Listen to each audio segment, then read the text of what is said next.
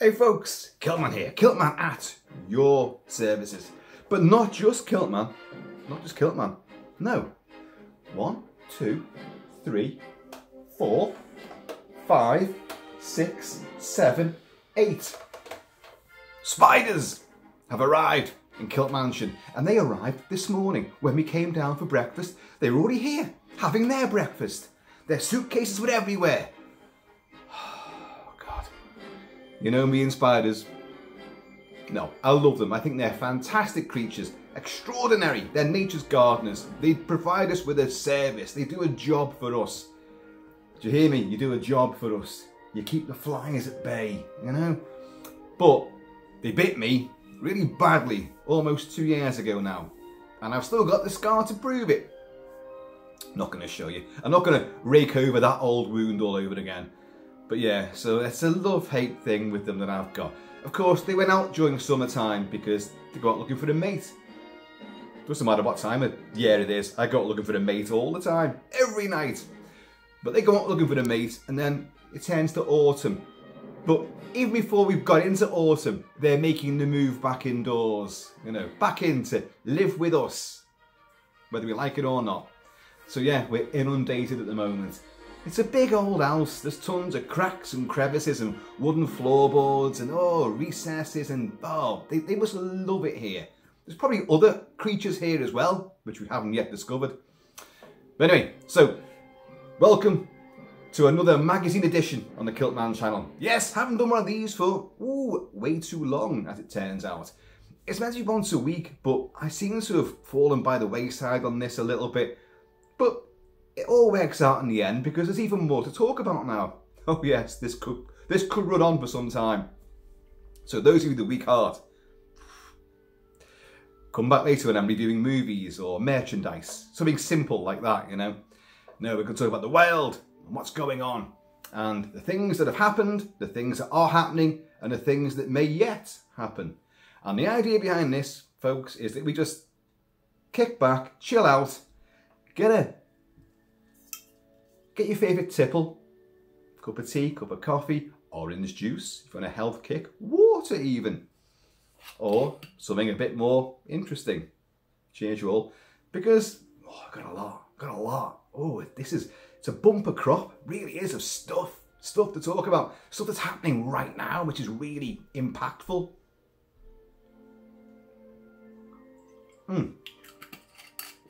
We are accompanied throughout most of the show with Craig Safan's fantastic score for The Last Starfighter. I don't know why I picked it. It has no bearing on any of the topics or stories here, but I picked it anyway. So, let us begin. Now, right now, where was I going to go? What was my first point? Right, okay, in Florida, right now, you are being hit by Hurricane Idalia? A bloody big hurricane. What was a Category 3 hurricane got up to a Category 4. This morning they said it's gonna probably be a Category 5, but I've since heard it's gone back to a 4. Well, it's gone back to a 3. Now it's made landfall at Florida and Tampa Bay and all that.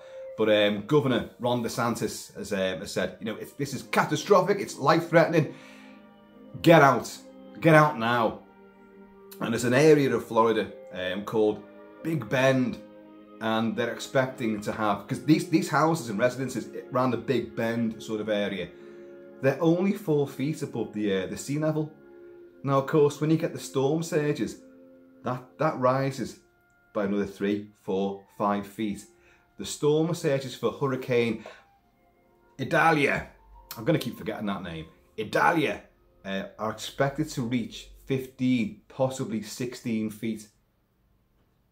Whoa, now that is going to wipe out any ground level buildings, residences. Okay, tenement block, you could be a bit higher up, you know, condos, but if the basements and the ground floors submerged and ruined, ka-chunk, ka-chunk, ka-chunk, it's going to come down. Wind speeds of, I wrote this down because this was really frightening, 130 to 140 miles per hour wind speeds. But with gusts of up to 170 miles per hour. Woo, that's a true hooly-dooly. That's really going to blow your socks off. And it's life-threatening. I mean, big time life-threatening. There's been mandatory evacuations where you don't have a choice in the matter. But other areas, look, on your heads be it, we're advising you to get out. But if you don't get out, hey, bye-bye. Good luck, but good night, sweet prince. So it's bloody scary. Now, when it makes landfall, which it has done, but it's going to sweep up through Florida as well. It's going to move up the state, all across the coast and go further and further inland. And once it does that, it forms tornadoes. Yes, those cute little whippoorwills that destroy entire bloody farmsteads, houses, streets, take down power lines, pick up cars and throw them like they're toys, lift locomotives and freight trains off the tracks and just twist them round and then put them back in a complete and utter jumble. Now, yeah, this is pretty bad. It's pretty bad. I'm going to be watching as this transpires throughout the day. Hopefully it fizzles out. This can happen as well. They can burn themselves out. And I think Ron DeSantis was saying as well, like, look, you might look out of your house and go, it's clear skies, everything's okay. Well, watch out, folks. That could mean you're in the eye of the storm, where everything is totally calm, but then you're going to get the rest of it following on. And you're out there going, what's everyone complaining about? And then, woof, that's it. You're off to Kansas and the land of Oz. So not good. Now, in this country, in the UK, in Blighty, yeah, we're getting extremes of weather. We are. Regular viewers, long-time viewers will know that our old conservatory, which is not there anymore, in fact, it hardly ever was there because it kept getting blown away because we were having tornadoes and really, really bad storms all the time. And although no one ever seems to recognise it in this country, we have a tornado alley of our own. And what it does, it hits the southeast coast of England and sweeps up through the Midlands, and it keeps going on a direction like that. And it finally blows out to sea, the Irish Sea, but where's its exit point? It's the Wirral Peninsula and Merseyside. So it comes out here, right here. And I know for a fact, I've done videos in the middle of great big storms, and all of which have got names, of course, I know. And our roof was blowing off again, slates were everywhere, chimney pots were down, cars were twisted and overturned, lampposts and trees had come down. It was that bad. Now, we're getting these things, and we are now entering into what's going to be our storm season. Our own tornado alley will be fully active and engaged. So, yeah, expect some weather reports from the Kilted Realm. But we've got that new conservatory now, which is built by NASA. If you think I'm joking, no, that is NASA specified. Whoa. So, it can land UFOs on it, or UAPs, whatever you want to call them these days. They're still UFOs as far as I'm concerned. But yeah, it's really super, super strong stuff. So when storms kick in now, we don't just go, oh no! When I've got to go out and find all the conservatory roof panels, which are blown within a half mile to a mile radius of the Kilt Mansion. I've got to go out and find them. And I've always done it in the past. Now, it's totally sealed. God, I hope I haven't damned it all by saying that. But we expect big storms as the next few weeks and months go over. Yeah, it's blowjob season. Cheers, y'all. Now, sort of going along with that, there's a king tide. A king tide is the confluence, the convergence of several things. The summer tides and the ocean currents acting with the Earth's orbit and gravity from the moon. So there's actually a much higher tide than there would be any other time of the year. So this is why this particular hurricane is really, really bad. Hence why they're expecting 15 to 16 foot storm surges, which are going to come right the way inland. And they gather strength about 2 to 3 miles out and then just rise up, and then that's it, and it's unstoppable. It's not a tsunami, but it's more gentle than a tsunami, but it's just as irresistible and inexorable and pretty much undefensible against as well. So, but the moon plays a part in this, And what happens tonight, folks? I'll give you the date today. The date is the 30th of August 2023. And tonight into tomorrow, we have the supermoon, the second full moon of August. It's a supermoon. The moon is a lot closer to the Earth, so it looks in its transit, so it looks much bigger. Obviously, it's all, you know, it actually is closer, but it's going to look huge compared to, you know, it might only move, I don't know, half a mile, half a kilometre closer to the Earth. But in terms of our own vision of looking at this thing, the moon's going to just expand exponentially. And you could reach out and touch the bugger, you know, you could caress the craters and take the little flags off and throw them into the cosmos. But so it's going to look absolutely huge. So this is a super moon because it's that close, but it's also a blue moon. It's a super blue moon. And this event only occurs very rarely. The next one that we're going to get of this particular thing, this event, is 2037, so like another 14 years away. But it's called a blue moon. I'm not sure why it's called a blue moon. NASA have named it a blue moon, this sort of thing, this phenomenon. It's a blue moon. It doesn't look blue, it doesn't change colour. It's just going to be whatever part of the world you're in. Near the equator, it's more orange, more sort of golden sort of colour. More northerly hemisphere, it's going to be more silver and white and all that. And apparently one of the best places to see it, believe it or not, is right here where I'm sitting. Well, not right here, I have to go outside because there's several roofs and ceilings and things to get beyond. But Merseyside is actually one of the best places.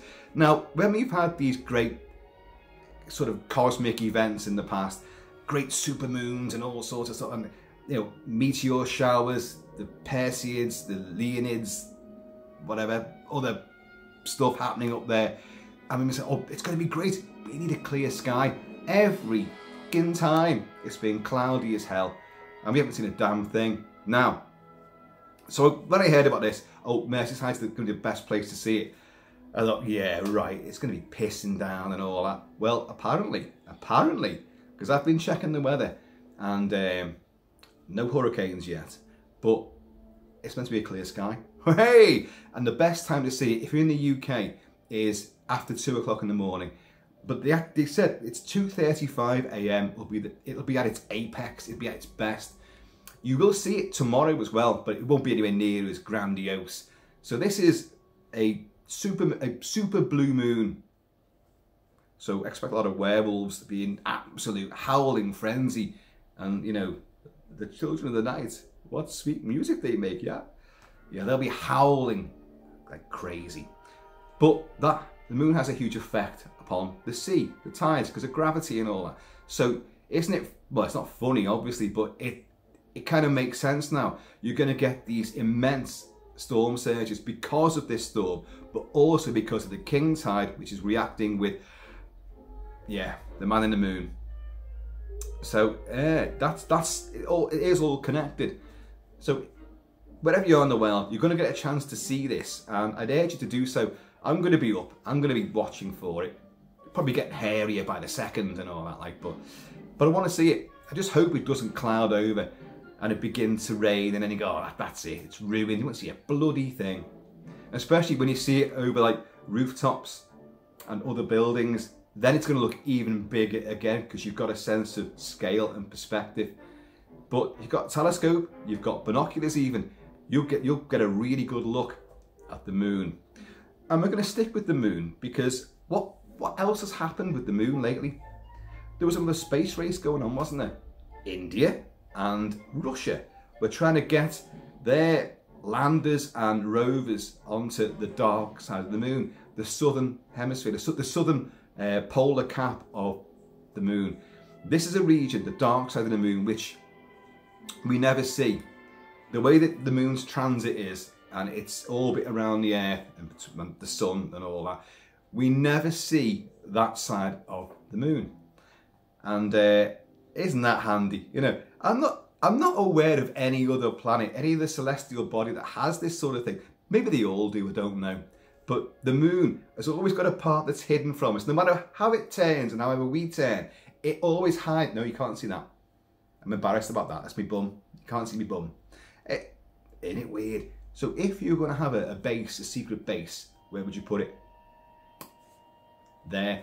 Because you can't, with telescopes, you can't see it. You're never going to see it. You've got to send probes around it to photograph it and, you know, detail it. So India and Russia were both racing to get to the dark side of the moon. And they were at the same time. Now, you'll have heard about this. The Russian one. Oh dear, oh dear. Oh dear. How sad, never mind. Their craft, this is unmanned, by the way.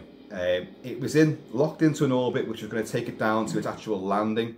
And then, I think, about a day before it was due to land, it shifted mysteriously and catastrophically out of its orbit and then crashed on the surface of the moon. Boom! It was gone. Shit. Shitsky, as all the Russian cosmonautical people were saying. Cheers, y'all. And I'm sorry about that, because the thing about space travel and space exploration, it should be, hey, universal. Despite what Russia's doing in the Ukraine and doing elsewhere, these things are for the betterment of mankind. One small step for man, one giant leap, and all that kind of stuff. Cheers, y'all. So it is a shame that that died a death there. But the Indian one, it landed. Success, massive success. It's landed on the dark side of the moon and deployed its rover. Do you know what it's called? It's called Vikram. Vikram is one of the most common Indian names. I know about, well, I was going to say about 5, but I know more than that. I know more than 5 Vikrams just around here. And Vikram means brave. Well, that's a good fucking dependable name, isn't it? And they've called, so this thing's called Brave. And it's already sending back pictures from the dark side of the moon. As I say, it has been photographed before, but you know what NASA's like, the way it airbrushes all the interesting things out completely. And don't just take my word for it. There's a gazillion people way better qualified than me who talk about this all the time on YouTube and their own sites and forums and, you know, what have you. And they're experts and they undoctor the doctored NASA pictures. And in fact, using AI is a huge thing at the moment, of course, a huge threat. But we're going to talk about that in a minute, actually. It's funny how these things are all seeding into, wow, great, I should do, you know, a 3-hour-long magazine TV show, because I can seamlessly link. So far. So far, so good. But they can undoctor using AI what's really there. And I'm not going to give a big shout out to all these people, because they don't give any shout outs to me. So there you go. Just look. There's certain sites, certain channels on YouTube which really do go into this in depth, and they're not idiots. They're not, you know, wearing silly tin hats and all that sort of stuff. They're stand-up guys and they know their stuff inside out. Some of them are scientists and they know what's going on, and they're trying to, you know, forever unravel the lies and deceit that NASA seems to come up with. So I do urge you to check these things out. Funnily enough, because I'm using my phone right now, one of those guys who does it mainly has just popped up with a new, it's just given me a notification that he's just done another video, and it'll be about Mars or the moon. So but Mars especially is the one that's got all these things on, but the moon has them as well.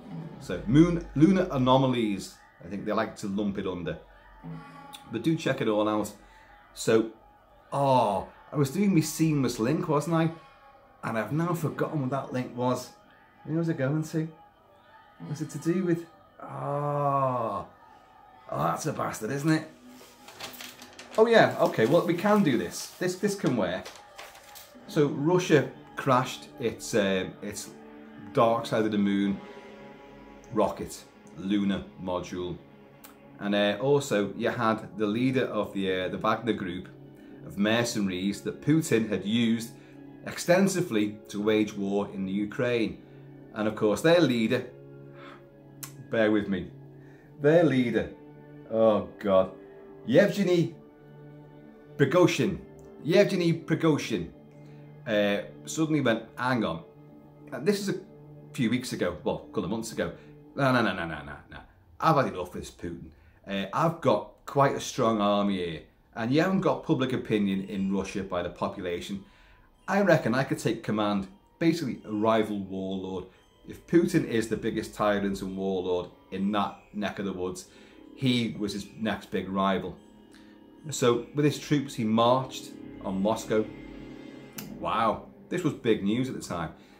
Could it be a big military coup? That's what he intended, because it didn't happen. Even though he was declared by Putin to be a traitor, and treason would be met with the highest punishment. Because he was afraid of this guy, because of the public opinion backing him, and of course NATO and all of the Western world were kind of backing him as well, because in a weird sort of backhanded sort of way, because, you know, well, if he takes over from Putin, he'll probably be just as bad, but he's someone that we can probably work with, but we can't work with Putin. So it's all skullduggery. And so he's marching on Moscow, and Putin's shitting in his pants. He genuinely was. And, well, okay, I can't declare him you know, a war criminal and a traitor and then try to execute him, because I'll have a massive uproar, a revolution. And they've had him in the past. Never worked out well. So, for those in power. So he makes a deal with him. Oh, God. Oh, don't worry, everything's okay. We'll sort this out. I understand our differences, but hey, we're still friends, comrade. And you can walk freely in Russia.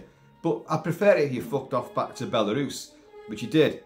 Now, of course, was it last week, his private plane, his private jet went down in Moscow. And so I don't know what he was doing in Moscow to begin with. Was he flying out of Moscow going back to Belarus? Or was he flying from Belarus to Moscow? But either way, and there's plenty of footage of this, his plane went down, explosion, and spiraled down. And it's one of those where, you know, like you see in movies where planes go behind a mountain and then explosion behind the mountain. It literally was like that. The plane just came down, just straight down, whoo, like that, come down, and behind some buildings. But there was 10 people on board. It was 7 passengers and 3 crew members, all dead. And there was some talk that maybe, what's his name? Prigozhin wasn't on board. But they recovered the bodies and they've done DNA testing. And they said, well, I mean, again, it could all be lies. Of course it could. He said, no, he was on there. Plus, a couple of his lieutenants, his top lieutenants, were on board as well. But Wagner has said, like, did he call him Wagner or Wagner? I mean, usually from Germany and going eastwards into Europe and, well, Eastern Europe, you drop the W and it becomes a V in pronunciation. So I'm not sure if the Wagner group is actually called the Wagner group. I don't know. But anyway, that lot have said, no, we'll fight on. And he's still our leader. Putin, it's nothing. He's a scrote. So, but of course the disputes as to, well, why did the plane crash? What caused the explosion? The Wagner group are saying, no, it was Russia. Russia shot it down or put a bomb on board it. And of course, well, the Russian Aeronautical group have said, like, the Aviation Society have said, no, we had nothing to do with this. There's no evidence of any kind of foul play here. So, well, they're going to say that though, aren't they? Let's be honest. They're not going to, yeah, actually, yeah, we did do it. I mean, the amount of drone attacks taking place in Moscow, which there seems to be plenty of them, but Ukraine go, well, we didn't do. So, what? Russia doesn't care about its own people anyway. So it's Russia, you know, doing these controlled drone attacks on locations near, well, in the capital, and also dangerously close to the Kremlin and all this, just to stir up, like, this is what they're doing to us. And of course, they're declaring Ukraine as Nazis and terrorists. So, you know, they're trying to get public support that way.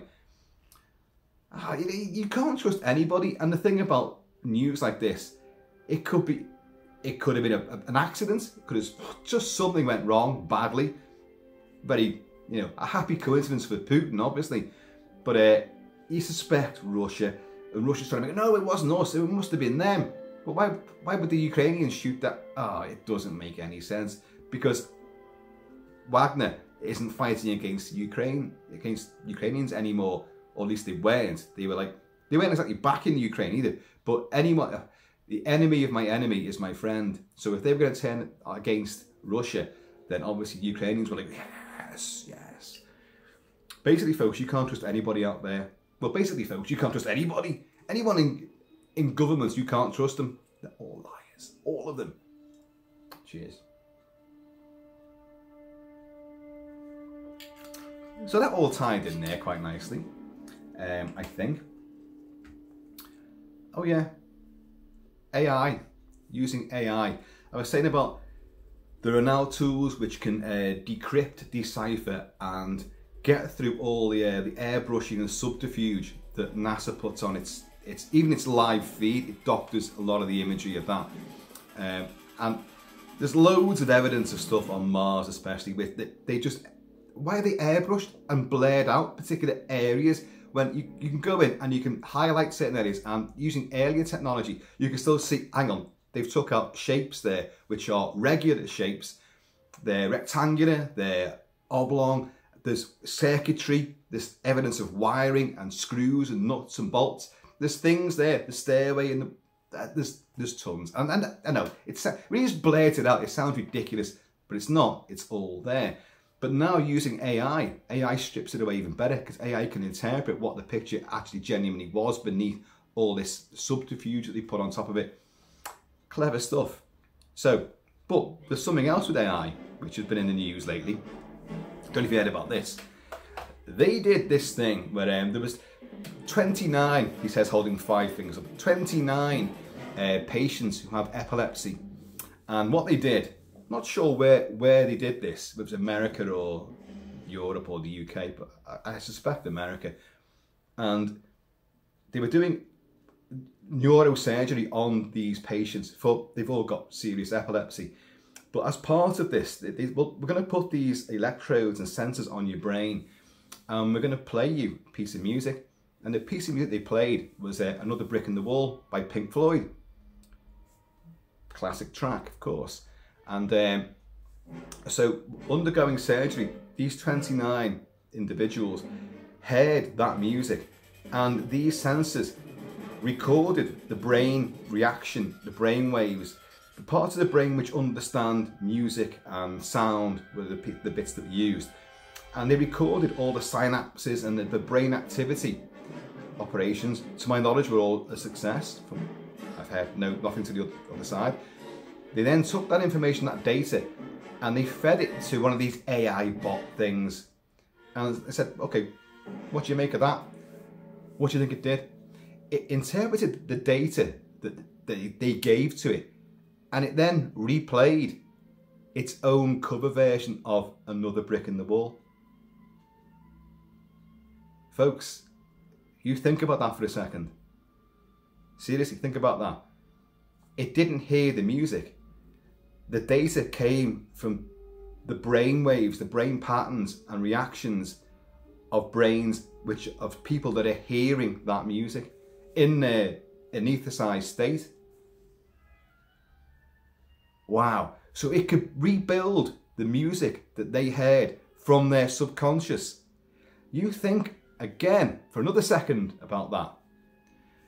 If you can do that now, you can interpret music which people have heard, but the machine can't hear the music. It's just the data recorded from the individual's brains. How far are we from it recording people's dreams and maybe visualizing them? Like, you know, the film Brainstorm, where you can experience stuff. So you could maybe visualize someone's dreams and record them and play it back. People's emotions, people's thoughts, people's ideas. If you could start doing that, ooh, what about criminals? Would that be a new interrogation tool there? So, come on, you killed him, didn't you? I wasn't even there, mate. No, well, right, put the AI bot on him, electrodes, and your innermost thoughts, and the AI just goes, yes, I did it. I killed him in the kitchen with the claw hammer. You know, it could give the game away. if it can read your mind and play it back for someone else, perhaps even with visuals as well, AI will create anything. So we could create exactly what happened. Well, that's if we trust AI implicitly.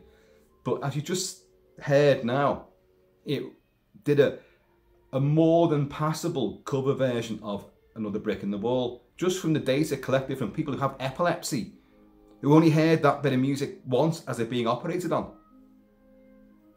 And it could do that. And we know how much it's growing.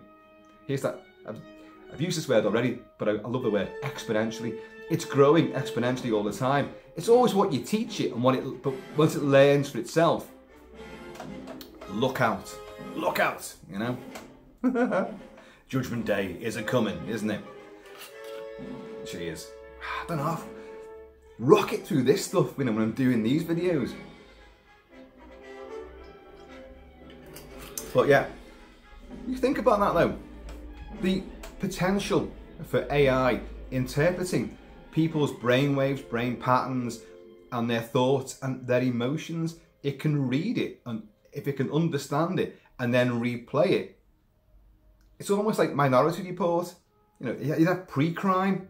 You know, it's a way of like, you've threatened this person. But yeah, it was just I didn't mean what I said. It was just in the heat of the moment, and then they plug into your brain, no, you intend to kill them, you know, tonight, and like, that's it.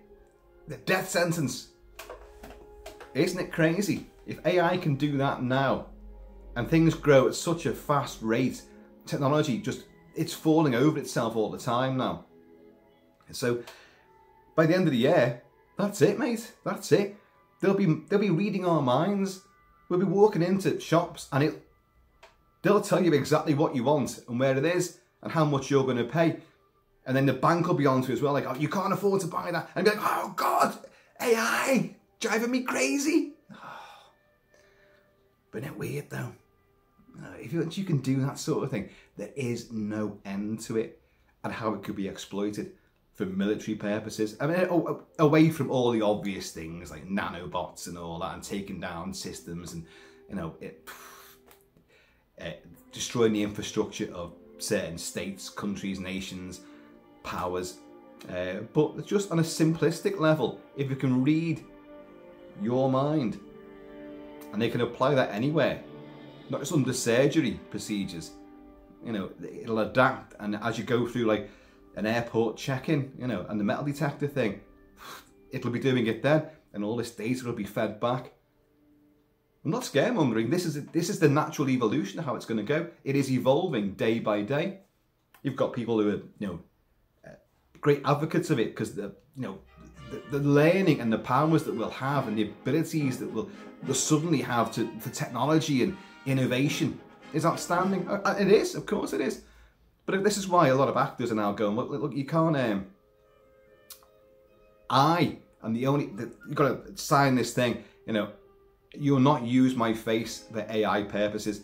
So in other words, if I die, or if I don't want to do a certain film, but you still want my likeness in there, then, you know, Tom Cruise, Mel Gibson, you know, Kurt Russell, all my heroes, yeah, will not be doing it. But AI, oh, well, we don't need you anyway. Don't worry about it. We'll just use you, a younger, better looking version of how you look right now, and we'll have another blockbuster on our hands. We don't even need you, so we won't even pay you. But actors are going, no, you're not going to use my likeness. This is part of what the actors' strike is all about, the writers and the actors' strike. AI plays a huge part in this as well. So, you know, you've got people who are great advocates of it, but you've got huge naysayers, because with every bit of technological advancement, there's a yin and a yang, there's a positive and a negative to it. So everything can be exploited for nefarious purposes, and the more you progress, you're giving more power to things that aren't actually human as well. So, I don't know. Scary times. Exciting, yet scary. So we've got hurricanes going crazy. We've got planes and rockets dropping out the sky. We've got all sorts going on. We've got a big supermoon, and right now it's got a little tiny Indian rover called Vikram powering across its darkened rear end even as this thing looms closer to us, you know, like when worlds collide. It's all going on, folks, down here and up there. It's craziness, craziness. And now they're going about Venus again, aren't they? Venus, and there could well be, well, they definitely believe that there is water there and also life in the clouds. It's a very poisonous, corrosive atmosphere, but they reckon that organisms can live within that cloud pattern. So they're sending stuff out there again to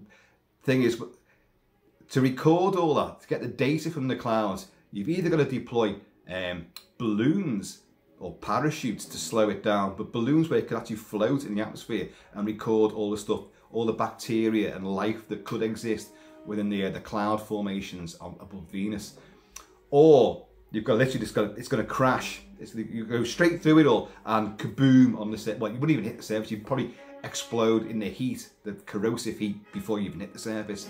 But on the way down, you'd have to be recording all this stuff. But you wouldn't get a great deal at the speed you're hurtling towards doom. So it's, wow, there's a lot of stuff going on, and it's all happening at once. And I love this. I love the excitement of things happening all the time. You've got the UFO hearings again. You've probably heard all of this. The whistleblower and the two top defence, well, pilots and a major, I forget what rank he is now. I said major, I meant major as an important member of the US Air Force. And they had a hearing. Congress listened to it all, and Congress asked a lot of really probing questions. I mean, this was a few weeks ago as well, but it was big news at the time. You've heard this. And, but of course, Grosh, I think his name is, Grosh, who's the whistleblower, who was a Department of Defense. He was working to see if American government departments were exploiting and hiding information, you know, for their own ends, and were covering their tracks, and were, you know, obviously getting money, funding, but there was no public disclosure. And of course, he discovered that yes, there was. Plus, there was threats against other whistleblowers, which he said against himself and others that he knows. And he's come clean about it. But a lot of the information he couldn't give unless you do it in a SCIF. A SCIF is a highly secure, separate, isolated room or building where only the people asking the questions and him would be able to give answers. The SCIFs are used a lot, but he couldn't say these things for, you know, legal and his own personal safety reasons in the public forum, because it was all televised. And well, they're going again. They're meant to be going again in September. Now, September starts day after tomorrow, and they're meant to have another hearing where they're going to really go in depth, even greater depth on it, because of all these things which he didn't publicly answer. So it's demanding more inquiry. Now, I've also heard recently that, oh, they might not do it. What? They might not do it. Why? Oh, we've come so close to disclosure, because they're drip feeding this stuff all the time, aren't they? Even the mainstream media doesn't tinfoil, heads and all that. Like, they don't laugh and scoff anymore. It's in the news a lot more often, and even the presenters don't smirk and like little green men from Mars. They don't do that anymore, because that's not the narrative. The narrative has changed. And whether you think it's a false flag and all that sort of stuff, like, oh, they're drip feeding this to try and cover it for something else. No, I think this is a genuine drip feed, but it may take a lot longer, especially in view of what I just heard, is that these second round of hearings suddenly might not take place. They are scheduled and they are meant to do it, but they've been saying, well, this is showing our Department of Defense, American DOD, Department of Defense, in a bad light, that if we're hiding things and we're diverting public funds for black ops projects, because they've always done, and does anyone really think that that's not the case? And it's showing us in a bad light. So it's weakening us against our enemies like China and Russia and North Korea, showing that our Department of Defense isn't quite as great as we once thought it was. It's fallible, and they're a bunch of liars, and they're hiding things and diverting public funds. If they're going to use that as a get-out clause, then that is shoddy beyond. That's worse than shoddy. That's treasonous.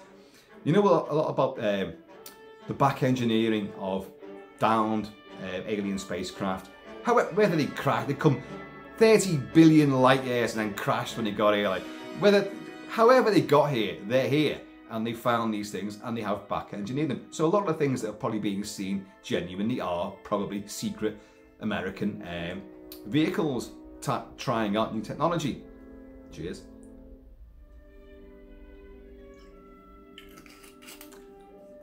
But the companies who are always private companies that the government, you know, brings in to do it, the government then gets funding from the public to fund their experimentation and all the work they're doing on these things.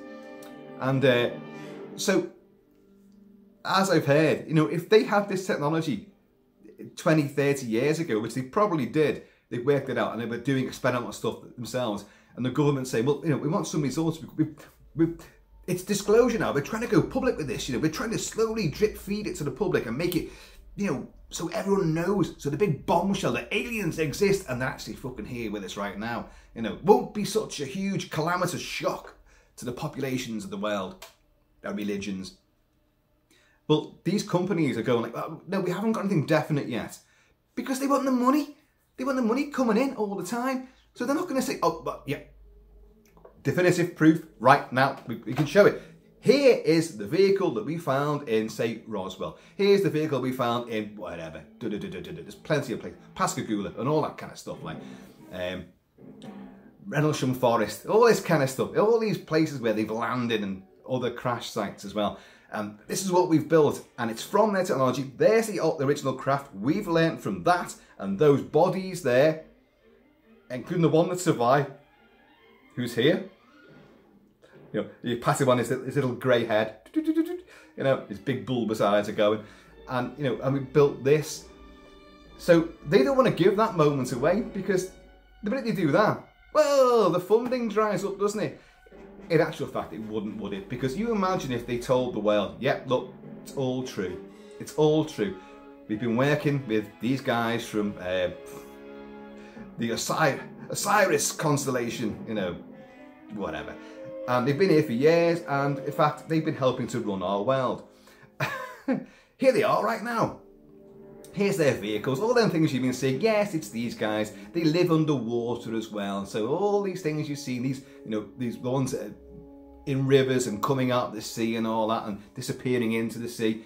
Yes, they've been doing it all along. And we played along with them because they didn't want to make themselves public just yet. Well, you imagine all the questions we're going to have then. Well, you want them on TV, you want to interview, you want to go and meet them, you know. And the technology they've got there, well, can they cure cancer? Can they do this? Can they do that? Can they cure baldness? Can they reverse aging? Can we go on package trips to their worlds? They got here in no time, can't we go there? You know. So funding wouldn't dry up. It'd have huge global public interest in it. But of course, public interest is what drives these things. And religions wouldn't necessarily collapse. I don't think they would. There'd be a huge backlash against that. But it would throw a lot of religions into a bit of turmoil. And but then, what you'd find is that Russia, China, North Korea, America, Great Britain, France, Germany, would suddenly, borders wouldn't matter so much because, well, we're part of a really now genuine cosmic world, for lack of a better phrase. And we could go toing and froing. So we are now a collective human race. We always were, always will be. Until we wipe ourselves out if all this doesn't come to fruition. So all our petty wars and squabbles would just seem to would suddenly amount to nothing because we've got a much bigger thing to consider out there. And you've got steps to that now with India and Russia trying to get to the dark side of the moon. And when you think about things like this and you go really deeper down into this, why would they be asked about putting rockets to the dark side of the moon if we've actually genuinely got aliens here right now and we've got technology which can maybe zap us further afield? Or is that just the ongoing charade of, but that's billions and billions of dollars, pounds, yen, I don't know, all the other currencies, whatever, Russia uses, I don't know, human bones. I'm not sure what they use as currency. But all these things, they're costing a hell of a lot to do. But it could all be smoke screens as well. I don't know. You could really twist yourself into knots talking about this, as I just did. So let's move on. Let's move on to, well, India again. This is a great story, this. And this happened, again, this is about 2 weeks old now. So apologies, but I haven't done one of these for a while. It was the cable car that got stuck 900 feet above certain death. Oh, it wasn't India, it was Pakistan. I'm sorry, it was Pakistan. And where did I write my notes on this? Yeah, there were 8 people in this cable car, and there's 6 of them were kids. And it's highly mountainous, this region, hugely mountainous, big steep ravines, all forested, and you know, weather can be really bad there. But to get from one side of a valley to the other, see, the kids live in that village there, but they've got to go to school there. Well, to go via land, it's going to take you a day and a half to get there, but you can get this cable car, which runs on 2 cables, and it's built, get this, it's built out of the hood and engine housing of an old truck, which they've bolted and welded together, and then strung the 2 cables up, and it goes across, and it takes people to work or to the local grocery store, and kids to school, and then they come back again on this thing. And they have had accidents before, because it's not run by any government. There's no officials that made this. There's no specifications that these things are made to, and then you go through security checks and all that, and health and safety. There's none of that taking place. You just build these things and get in it, and it's the locals that have built them. And a couple of them have come down before, with obviously deaths at the bottom of the valley. Well, this one of the cables snapped. Pure cliffhanger, and it's just hanging there, and it's 900 feet down. So a massive rescue mission was thrown into action. Helicopters, which got 2 people out by winching them by air out of this thing.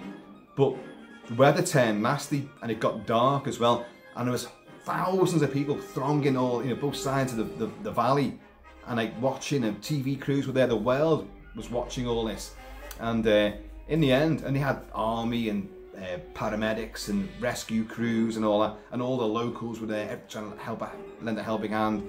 In the end, they had to winch across on the surviving cable, which is hanging from, and take the other 6 people out, which were probably the kids, and get them one by one across to safety.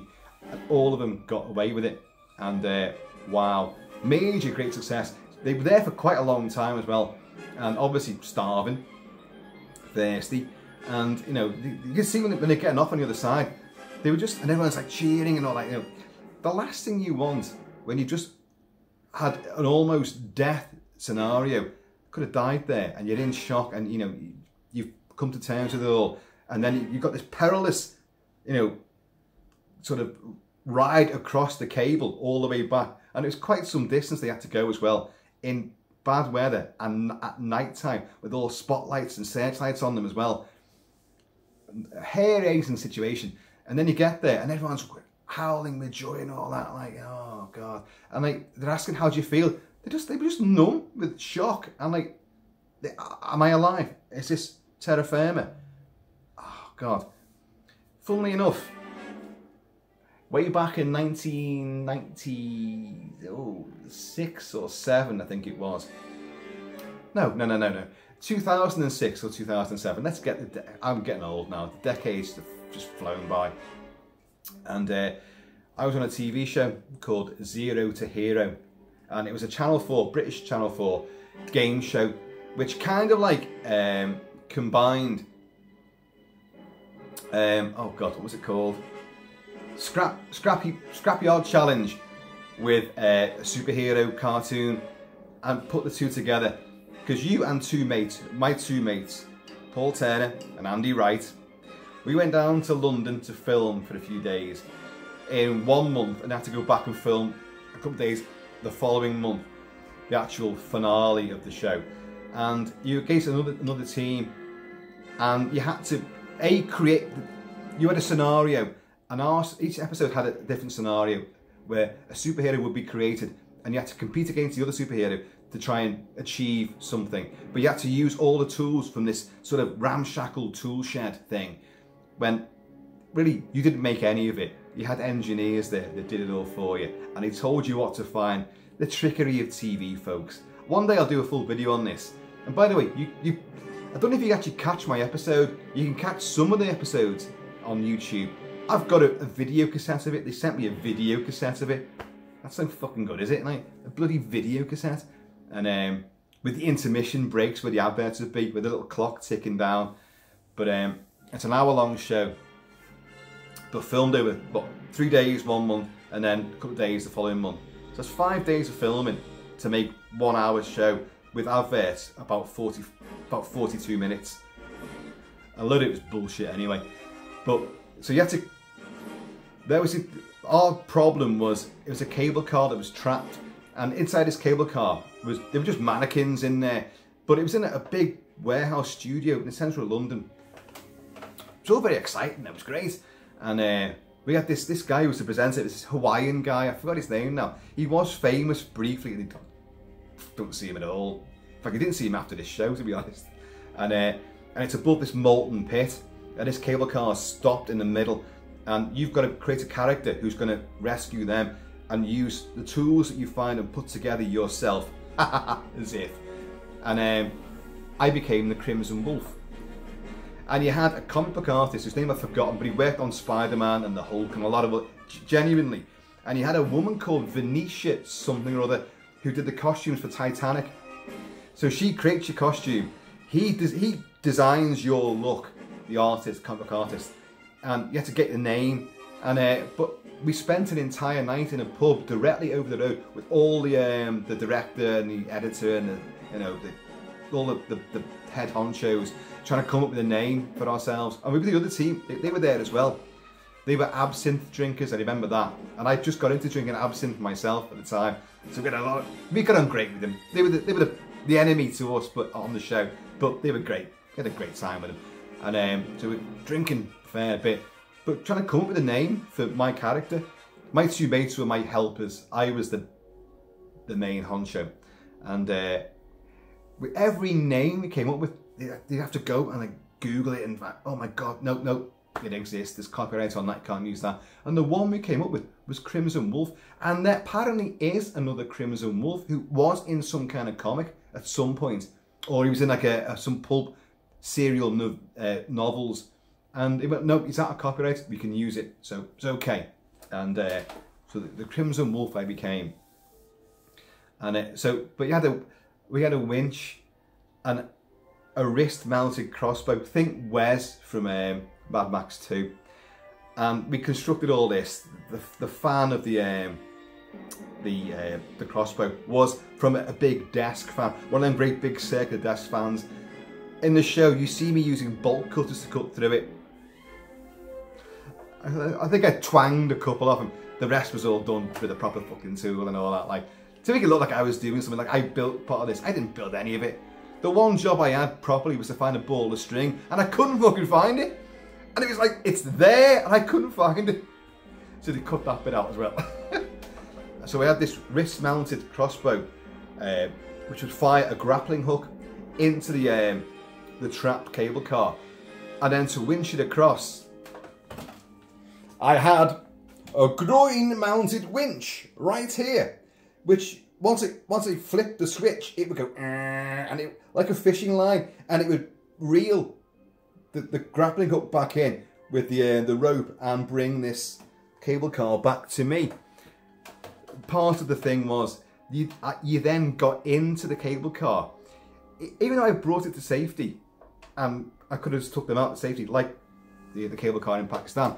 No. That for a TV show that wasn't enough. I had to then get in the cable car and then fire a winch, another grappling hook across the other side, and go to the other side to get them out. In the meantime, you were attacked by your arch nemesis, who is called Nemesis. and she was a stunt woman from James Bond. She's in a couple of Bond movies. I think the main one she was in is The World Is Not Enough, which is not a film I'm particularly impressed with. But she was in that, and she's up in the corner, dressed in black spandex and all, like one of these bloody spiders up in the corner. And once you got into the, hang on a second. Once you got into the cable car, and you got about halfway across, she would come on a zip wire down onto the roof of the cable car, and then using an angle grinder, it wasn't working, it just fired off sparks. She'd start cutting through the roof, and then she'd come in and try and stop you. And like, you had to like, nope, fight her off and then get to the side. Oh, if I've made this sound remotely exciting, trust me, it was. But not when you watch it. It was just, it's stupid, it's cack-handed, and I was bloody rubbish as well. And even though we won, because you don't compete against the other team, you do your session and then you set it up again, and then they do the same thing, and it's timed. We won. We actually won this thing, and but because we knew one of the lads who was going to be coming back, he said, "Oh look, I can't be doing a lot more TV shows after this. I can't afford it. I can't afford this staying and losing," because he couldn't afford. He didn't have the leave from work to do it, so he was doing it on his own time, so it was unpaid. So he couldn't do it again. So we said, look, we can come back for the final and all that, but we're not going to compete in it. It's just not going to make any sense. So we come back, and we didn't have to do the full extended thing for the big finale and all that. We did the show, but we weren't the winners. So they gave it to the other guys to win. But it was a great experience. I've got the costume as well. They let me have the costume. It's not a great costume. It was meant to be, because at the time you'd had Ben Affleck in Daredevil. So I wanted the, it was 2000, maybe even as far as 2010, I'm not even sure now. So it's a burgundy leatherette, but muscle padded suit with shoulder pads and a fucking crimson wolf. I said, I want to be like some kind of like Wolverine type thing. So am I half beast? You know, there's a werewolf quality to me. And so they put rips in the sleeves and the shoulders and put this sort of cobalt coloured fur coming through it, as if I was part animal underneath. But for safety reasons, they gave me this crash helmet of like padded leatherette, but with two pointy ears on it in burgundy. And but for health and safety reasons, because you're firing stuff and you got molten lava, well it's not, but things are spitting, you've got the sparks from the angle grinder and all that. You've got to wear these safety goggles, which completely ruins the whole fucking look. So I've got this muscle suit on and fur and like these little repelling booties as well, which they didn't send me them, the bastards. They're great boots as well. Really could have done with those, and but no, didn't send me them. But the rest of the garbage they sent me, and but so you had all this on, and then these bright yellow, fucking huge Mr. Magoo safety goggles, which completely ruined the look. It's like, what the fuck is this shit? You look bad enough just dressed like that, but then with the lighting, the TV and all that, it can look a bit better. But then they put these fucking, oh God, what a mess. What a goddamn mess. So that was my adventure with a cable car full of trapped people. And I did save them, you know, I did save them. I beat off Nemesis, and at the end, you just chuck them out, you know? All dignity. You don't like help them out onto the side. It's like, because time's of the essence, right, fucking grab it, throw it out, you know, and throw it out. They're all scattered around on this gantry. So that was that. Now, okay. I'm sure there's loads more. There is indeed. Loch Ness. Now, I mentioned in the last magazine edition that there was the biggest search to be conducted in Loch Ness, looking for Nessie, the Loch Ness Monster, since 1972, when there was a huge search conducted. There's been searches ever since, but not on such a scale. And the people involved in this were asking for volunteers. I remember saying, I want to go, I want to do it, but we didn't. We didn't go. And I actually knew we couldn't go, but I still thought it'd be great. And The whole thing was conducted last weekend, the 26th, 27th of August. We're now on, I said before, didn't I? The 30th. So it was last weekend it was done. And they wanted volunteers, and they were going to use hydrophones and drones, lots of underwater recording equipment, sonar, lots of photography, loads of people lining the banks and people in boats traversing up and down for 2 days. And well, they did find something, didn't they? They did. They haven't made all the details clear yet. They detected 4 large noises. No, oh God, what, really? 4 loud noises? You know, after a curry I make more than that. Just sitting there on the sofa afterwards. You know, no. These are sound bouncing off large underwater objects which are moving. So, got 4 of these. They haven't identified them, they haven't given any more information on it yet. They also detected a huge range of hitherto or previously unknown caves, subterranean caves. Now we know that Loch Ness does connect via tributaries and other rivers going up through Scotland, out from Inverness and further up, and it does distribute out into the North Sea. So it is connected to the sea, and they've long maintained that, look, if something's in there and it hides away, well, maybe it just goes through these underwater tributaries and goes out to the sea and then comes back again. Maybe it comes back to mate or spawn or do whatever. You know, so they heard these 4 things, detected these 4 things, and another underwater cave system which was deep and went way further back. And they've got, well, this could connect, and it's certainly big enough for one of these supposedly large creatures. And also last week, just before all this took place, some guy from Manchester was up there because he'd heard about all this, and he said, oh, I'll go up and I'll help. Well, I haven't seen the picture, but he's took pictures of something which he saw. That is not an eel. That is not, you know, a piece of driftwood. That is not a bit of tumbling masonry from Airkirk Castle, which is there on the banks. That is a creature, you can quite clearly see it. However, I haven't seen his picture. Isn't it always the way? Disclosure, folks, is coming soon.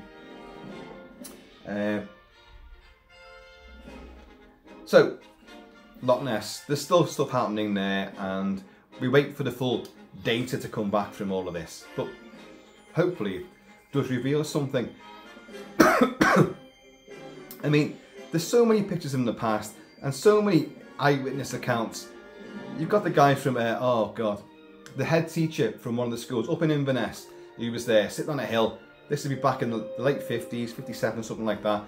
And just read the book, you know, just like I'm sitting here and heard a commotion in the water, looked up, and about 150 yards away from it, on Loch Ness, was what he thought was 2 boats, like 2 rowing boats. But as he looked again, well, there's no one sitting in these boats. There's no oars. What is it? And as he watched, one of them suddenly went off to the side like that, at high speed, and then disappeared. And then the other one disappeared as well. I said, what the hell was that? Now, that was the first documented, well, recorded affirmation that maybe not just one creature in the loch, but at least 2. So, I mean, obviously, it's been going since like the 5th century bloody BC or something like that. No, you had not BC, but you had some saint who walked across, you know, in front of him, and he put a crucifix up and said, like, no, you must go back to the sea, go back to the loch. You are the devil's spawn and all that. And apparently he turned around and walked back in. But you've had the legend of Nessie for centuries and centuries. Many photographs. You've got people who've given up their families and their livelihoods to go and camp out on the banks of Loch Ness, and they've been there for years. And they carve effigies of Nessie and sell them to tourists. But they're there with cameras on the banks, ready, locked and loaded to capture Nessie in all their glory. So they believe it implicitly. But you've got the groundsman of Airkirk Castle has seen it multiple times. You've got, because it runs for many miles, and you've got people further down, further towards the Fort William, and you've got people there from different estates there who photographed it, and also back in the days where people didn't have camera phones and that, like, and they didn't carry binoculars, they carried telescopes. So you've got tons of people, well, the 40s, 50s, into the 60s. Well, I'm a groundsman, I carry a telescope, and yeah, I saw it. It's a bloody big dinosaur. That's what they said. So, love to believe it. Love to believe it. I want to believe in Megalodon as well. I do believe in Megalodon. Which leads me into the next story. Now, this one is actually quite horrible, to be honest. Way back when I was in the Marines, we had a dive instructor. Not in this country, this was in America. And we joked about, you know, great whites and like tiger sharks and that. Because we were training, and like, we're like, oh, fucking hell, you know, are we going to encounter these? He said, it's not them we're going to worry about. It's dolphins. I'm like, get the fuck out of here, dolphins. So dolphins, super aggressive, drag you down, and they've got very sharp teeth, and they can and they do bite you. You just forget about SeaWorld and all that, like, and all, and Flipper and all this sort of stuff. You know, they're not as friendly as you think they are. They're actually quite aggressive. Well, we didn't see any, I'll be honest. Didn't see any sharks either, for that matter. Didn't see much at all, to be very honest with you. And no giant squids. Darn it. And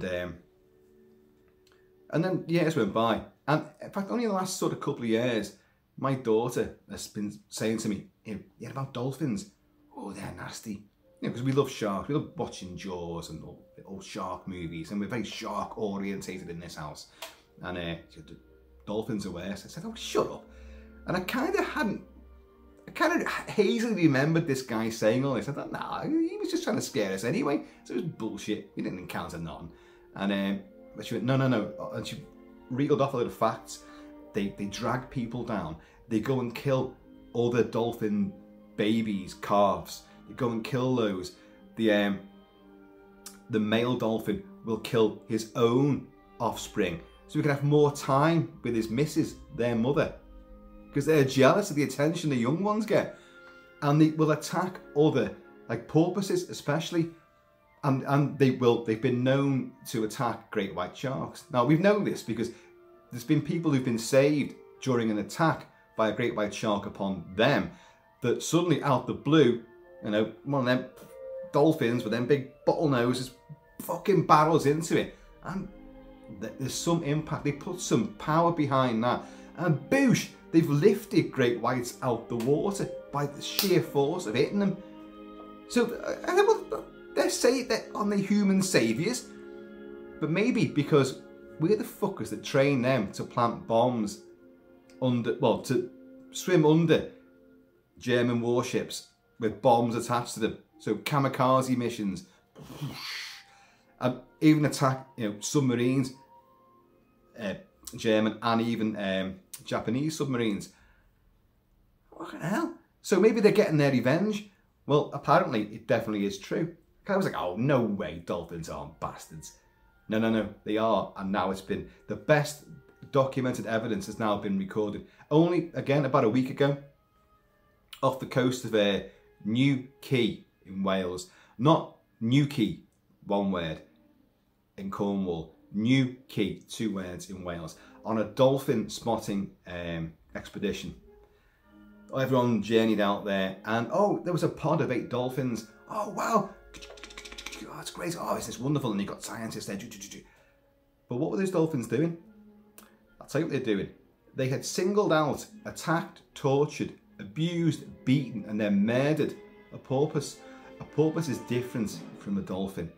Only in, I think, the shape of the snout, all that bit is different, and the shape of the mouth, they're slightly different.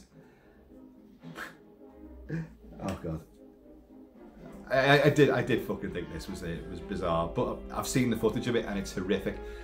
This gang of 8 dolphins attacked this, repeatedly chased it, butted it with them noses, bang, bang, bang, bit into it, flicked it out the water, beat it to death over about 15 minutes. And all the people on board this boat are like, aren't they meant to be cute? but they're still recording all this footage and, you know, making little notes and that, like. And in the end, they left this thing dying, and it drew up alongside their boat and breathed its last alongside them. And it had been murdered by bloody dolphins. Oh, Jesus. So you can't trust these bastards either. Nothing in the sea you can trust. Not even seahorses. Well, there you go. So you got dolphins genuinely do attack others, and they do it for fun. For fun, because the guy in charge, who's a proper ichthyologist, he said, like, this is the best documented evidence we've ever had of this behaviour. He said, we watched this for about 15 minutes, and there's no way on earth that they were doing this out of a predatory nature. They weren't eating this other porpoise. They were killing. They were torturing it, abusing it, humiliating it, and killing it for fun. The full quote is, he said, for fun, ... and enrichment. I don't quite know what he means by that. How do you get enrichment from murdering another creature slowly? I don't get it at all, but that's what he said. And he knows dolphins. So yeah, there's another one for you.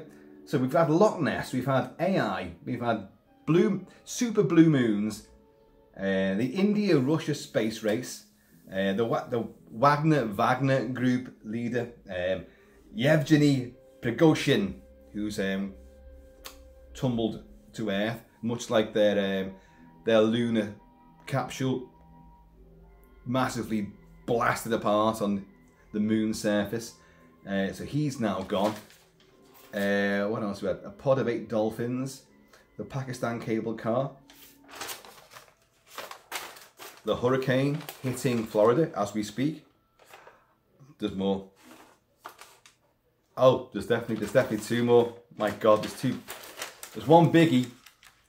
We'll do the biggie in a minute, but you've got, you know, the West Point Military Academy in New York. In the UK, we have Sandhurst, but West Point's the big American one, like. And they opened up a time capsule was found beneath the monument of the guy, the Polish engineer and military leader who also joined the American Revolution. Yeah, he fought for the United States of America against the English, and of course they won. So they erected, and he engineered the construction and oversaw the construction of West Point, which was originally a fort, and it then became a military academy. And he built this place. So they built a huge statue to him. Now his name is, there's no way I'm going to remember this. Thaddeus. Fucking no way I can pronounce this. Thaddeus Kosciuszko. Let's call it that. Thaddeus Kosciuszko. And underneath the monument of Thaddeus Kosciuszko, who built West Point, they found what they have claimed as a time capsule. You know, you bury we've done them in the gardens of Kilt Mansion. We've put a few down when my first son was born. My only son was born, that I know of, and then my daughter was born. We did them then. We've done, I think, a couple of others as well in different parts of the wild, as it turns out. So yeah, one day I'll disclose those details. But anyway, so we buried stuff there. So they thought this, and it's a metal container, right about yay big, like that. It's a time capsule. It didn't say, because I've seen footage of this, it didn't say time capsule on it. It didn't say anything like that at all. It was just a metal case. So they uncovered this, and they went, okay, well, this is obviously a time capsule, and it's from, it's 195 years old. So, right, you're going back some almost 200 years ago, right? And it was 1802, I think West Point was actually built under Thaddeus Kosciuszko's overseeing and advisement. And they live streamed the unboxing, the unopening of this time capsule. And I think they did it yesterday. And they're all there with masks on in one of the big halls at West Point. And they're all there, the cameras are there, got all scientists, everyone, and loads of generals and bigwigs are all there, like. By the way, everyone there's an officer. That's what it's an officer training, academy. So they're all there in this hall, and they take their time cutting through, or right, we can open this and we can get using scalpels and all sorts, and got gloves on, all forensic, muffled voices, and they finally, oh no, sorry, they don't lift the lid. There's like a little sort of hatch, and they cut through that hatch, and they peel this thing back and they put a torch and look inside, and there's nothing in there. It's completely fucking empty. There's nothing in there. A bit of ash and dust. So they've tried to say well, whatever was in there has crumbled and turned to ash and dust, and that's it. But we can do DNA on it, and we can do, I don't know, geological science, radiology, whatever they do, to find out what this really was. But it's not like it's like jewellery or pocket watch or an old flintlock pistol or map. Well, it could have been maps. You would have thought it'd be preserved in like a big sort of metal container. It'll be preserved, should be. Only if air got in there would things corrode. And they were very careful at taking this thing out, because obviously if air gets in there, like, mummies and stuff like in ancient Egypt, you've got to be careful how you uncask these things and relics, because if you expose them to oxygen, it could just, it's gone. And a cloud of dust, like in the ending of Life Force, all the zombies are exploding into showers of dust clouds. But that can happen. But these guys knew what they were doing. So this thing, whatever was in there had really been there, and it crumbled a long time ago. It didn't happen just then. But it's one of those, oh shit. They wouldn't have known what was going to be in there, would they? And I'm not even sure how they knew it was a time capsule, because there was nothing to suggest that. Oh, is it carbon dating? That's the phrase I was looking for. Radiology. What bullshit am I on about? No, they use radiology to do carbon dating. Oh, I know some boffins out there going, no, Kiltman, you got it wrong again, didn't you? Cheers, John.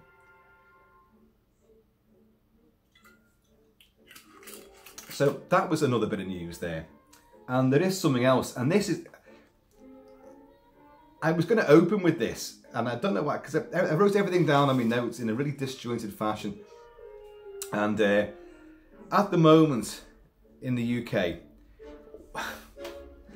we have such a really, really bad track record with trains, with buses, with public transport, with road systems, with everything. Every means of transport in this country is a deplorable mess.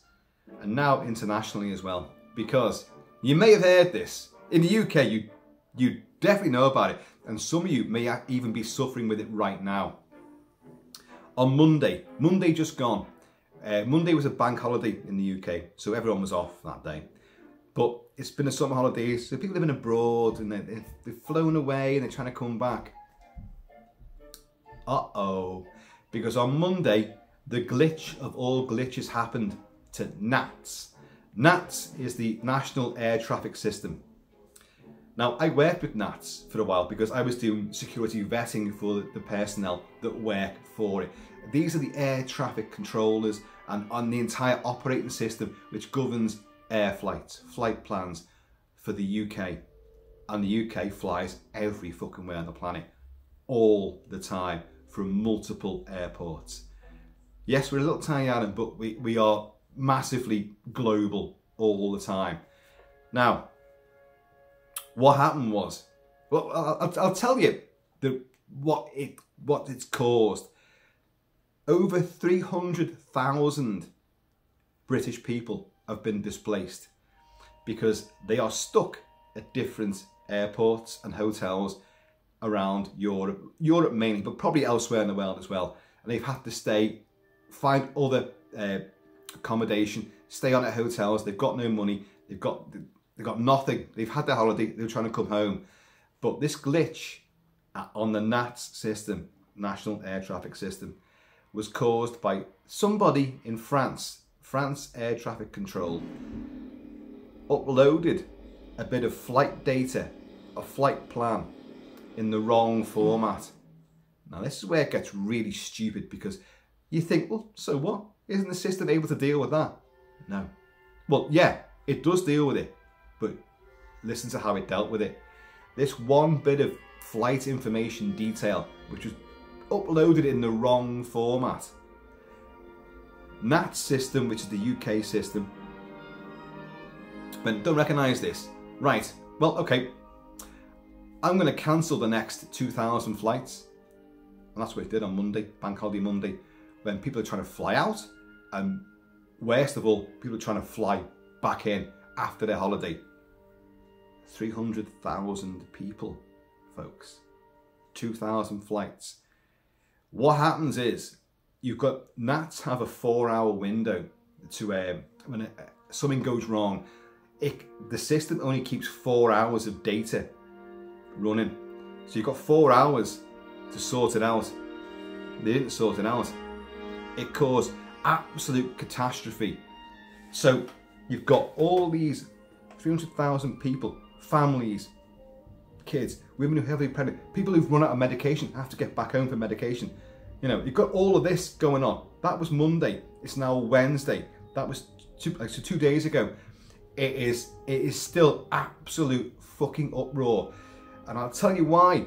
Because what happens is every single airline, every single UK-based airline, I don't know about the rest of the world, but every single UK-based airline, okay, you're displaced, but we've still got flights to go out. This is not nice if you're the one who's displaced. You at the back of the queue. They will go tooth and nail to get everybody on their flights to go out. And don't forget, they've cancelled 2,000 flights on Monday. 2,000 more, it's more than that in fact, but they ran up to 2,000. But the knock-on effect is absolutely calamitous. It's huge, it's exponential. I've done it 3 times in this one, three fucking times. That's an exponential rise in the use of the word exponential. Oh God, that's even more times now. But the knock-on effect is huge. So these flights, well, all the ones who've booked to go, right, we get them on the next flight. They take precedence. They go on. So you've got people who are displaced all around Europe and the rest of the world who they might not get a flight back home until the 6th or 7th of September. That's what they've said. Now, that was what was said on, well, we'll go into this in more detail. Things that are moving on today. I've heard a bit more positivity. That the CEO of NATS said, like, look, we're working with the airlines. We're going to get this sorted. Our direct prerogative is husky dogs just come in for a walk. So you'll hear some slurping and chomping of water and food. So, and a bit of, because she's knackered. We're working with all the airlines to get everyone back as soon as you possibly can. But they will still be flying people out beforehand. So unless you've got 200 or more planes on emergency standby to fly out and rescue these people, they're still not coming home anytime soon. Oh, they can book other flights. They can easily get onto another flight. Well, maybe they can. But if they've got no money left, and this is the problem, folks. You've got people who are stranded out there now, who booked that, they'd saved up for maybe even 2 years. Don't forget, before lockdown, everyone was flying here, there and everywhere. Lockdown changed everything again. After 9/11, everything changed. Then after lockdown, COVID, everything changed. So, thirsty. A little thirsty husky. And you can probably see her tail flicking around somewhere down there. But, so everyone's getting back to normal. So everyone, I've saved up for 2 years for this holiday, for me and the kids and the wife and all that, like. But I've got to get back to work. I had to get the leave during the summer holidays. I had to get the leave. They're difficult, and get a flight and a holiday that we could afford to do all this. They've worked hard to do this, and they're the poor fuckers who are stuck out there now. Who are at the back of the queue to get back home. They're left there, and they've got no money left because they've spent all the money on holiday, as you would. Well, I'll come back on my flight. Maybe they're emergency funds, maybe. But then also, you've got guys who, well, I've got to go back, guys and women, have got to go back to work. Okay, your boss might be understanding, but what if you're self-employed? Every day away from work, you're not making any money. So that's put you in a really bad predicament. And you've got kids, you've got women who are heavily pregnant as well. You know, it's like, again, people who need medication, and they're now stuck in hotels or stuck on resorts. That must be hell on earth, Kiltman. Well, it fucking well is if you've got no money. Unless the hotel's going to, start helping you out. But why should they? And here's the other thing, folks.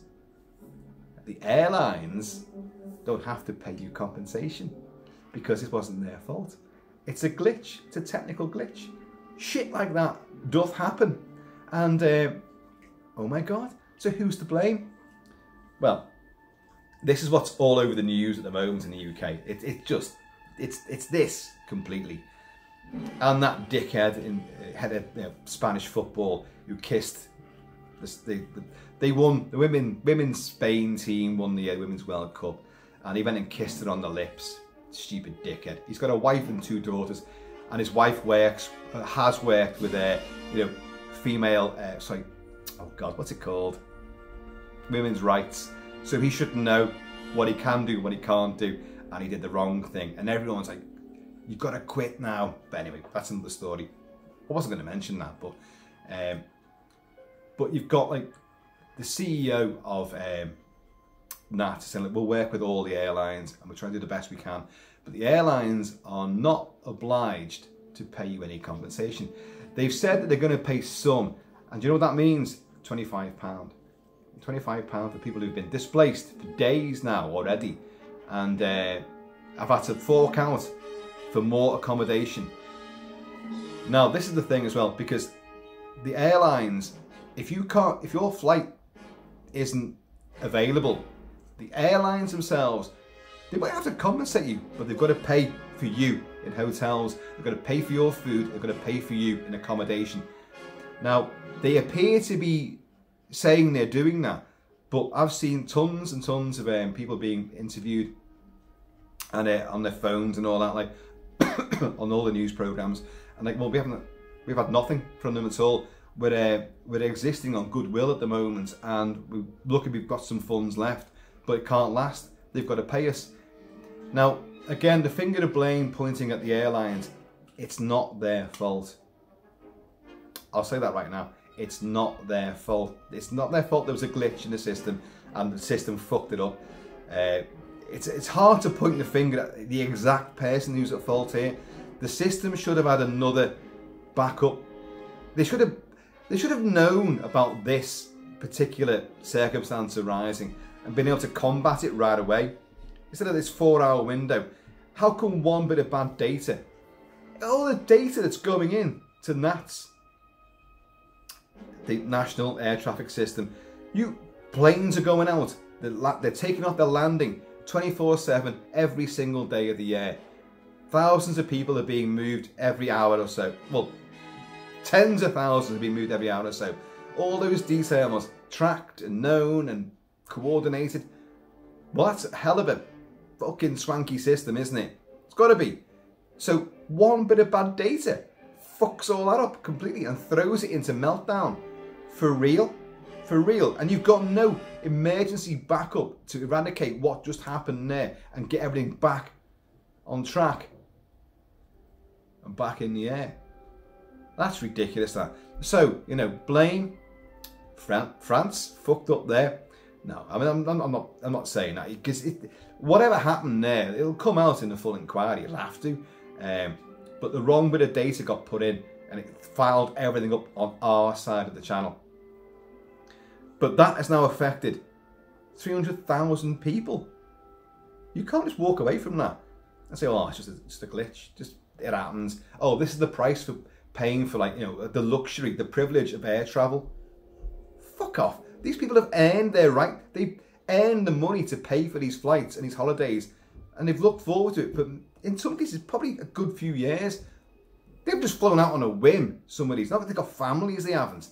And either way, it's still their money they've spent for a holiday. And I've seen people today saying, like, "Oh, you've got to expect that now, because air travel these days, it's a nightmare." So you go for like a 7-day holiday, you've got to write off 2 days either side for cancellations and delays and that. Like, why? Why the fuck? So, why am I paying for like a 7-day holiday when I'm only getting to get like 4, maybe 5 days tops of holiday? Fuck off. You know, I'm flying to Europe. You know, it's only a couple of hours away. So why have you got to fucking... Oh, I just don't get it. Again, passing the buck. But you've got these people who are stuck out there. And you've got the government saying, oh, we'll do what we can, we'll do what we can. Now, compensation-wise, yeah, they're not obliged to compensate for this circumstance. However, keep doing this. The Peter Cushing finger comes up. However, all the people for Bank Holiday Monday and most of Tuesday, we're now on Wednesday. So they've been stuck for 2 days already. We're now on the 3rd day they're stuck. They were trying to get through to their respective airlines and the reps and all that, like, and all these airlines, no one was responding. No one gave them information. Not just one airline, not just EasyJet, not just the Irish one, not just the other one, there's like Jet2 and all that bullshit, like. No one was getting in touch with any of these poor stricken people. They had to find out fucking hours and hours later about what was going on. And then they're frantic at that stage. You've got kids crying in the airport and no one's come to tell them what's going on. Oh, now that is compensation. To put people through that kind of distress and that anxiety and keep them in the dark when they knew. They could have put it on a fucking bloody, electronic billboard thing. This is what's happening. Because, putting to a pinch of shite, a huge portion of the people in all these airports are going to be displaced Brits trying to get back. Also, and get on this one, this makes it even worse. Cheers, John.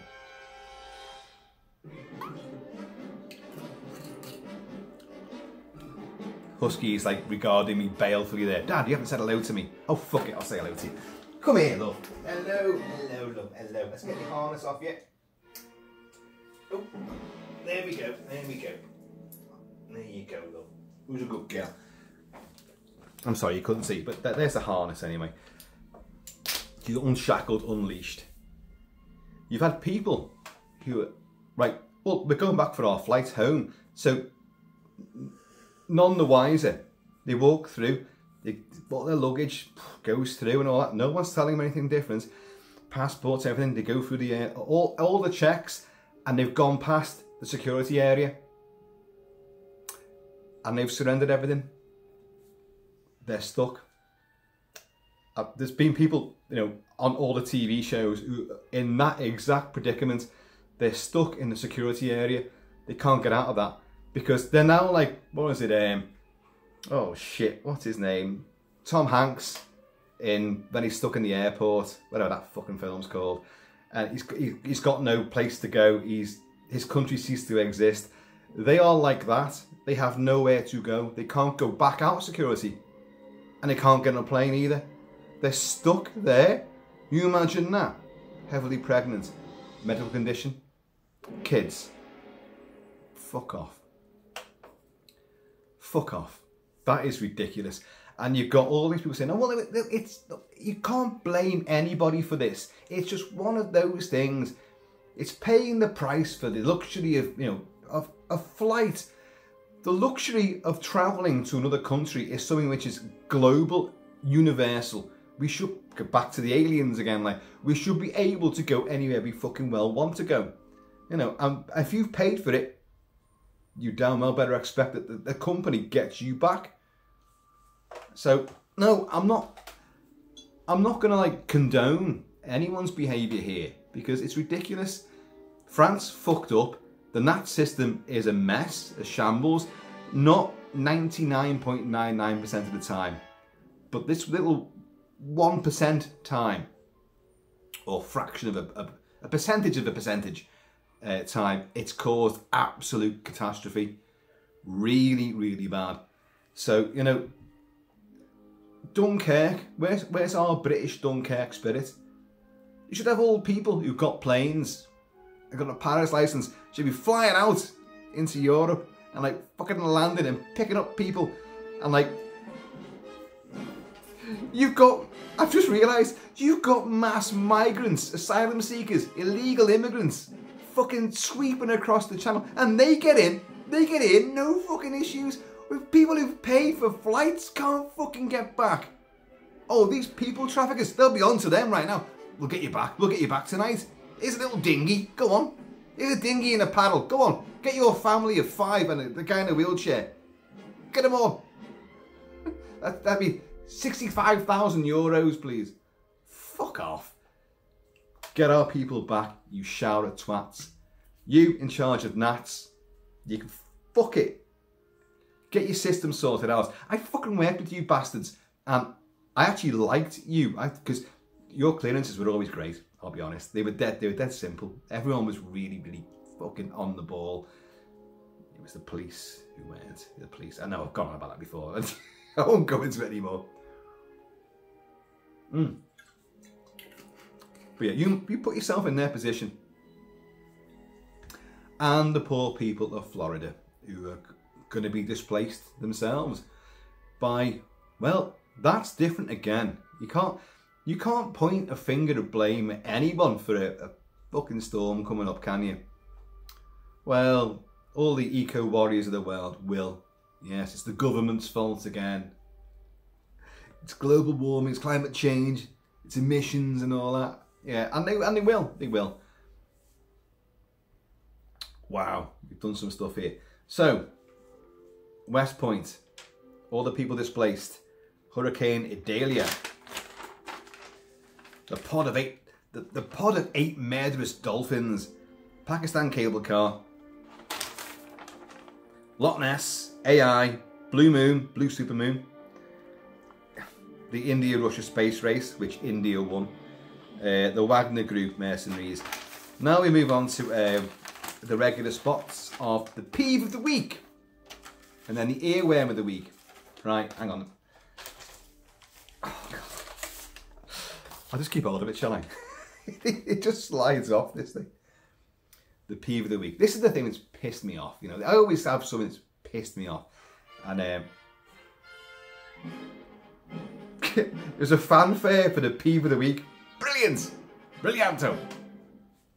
Right, normally it's something that actually has happened, or you know, like I think in the past the huge amount of spoons that I find around this kitchen area, because every person in this house uses a separate spoon, a teaspoon. There's always spoons, but just one fucking spoon. And if once you've used it, throw it in the fucking wash basin and it'll be done. Don't leave them lying around. There's like 80 fucking spoons. On one video I showed you, I counted all the spoons that were here.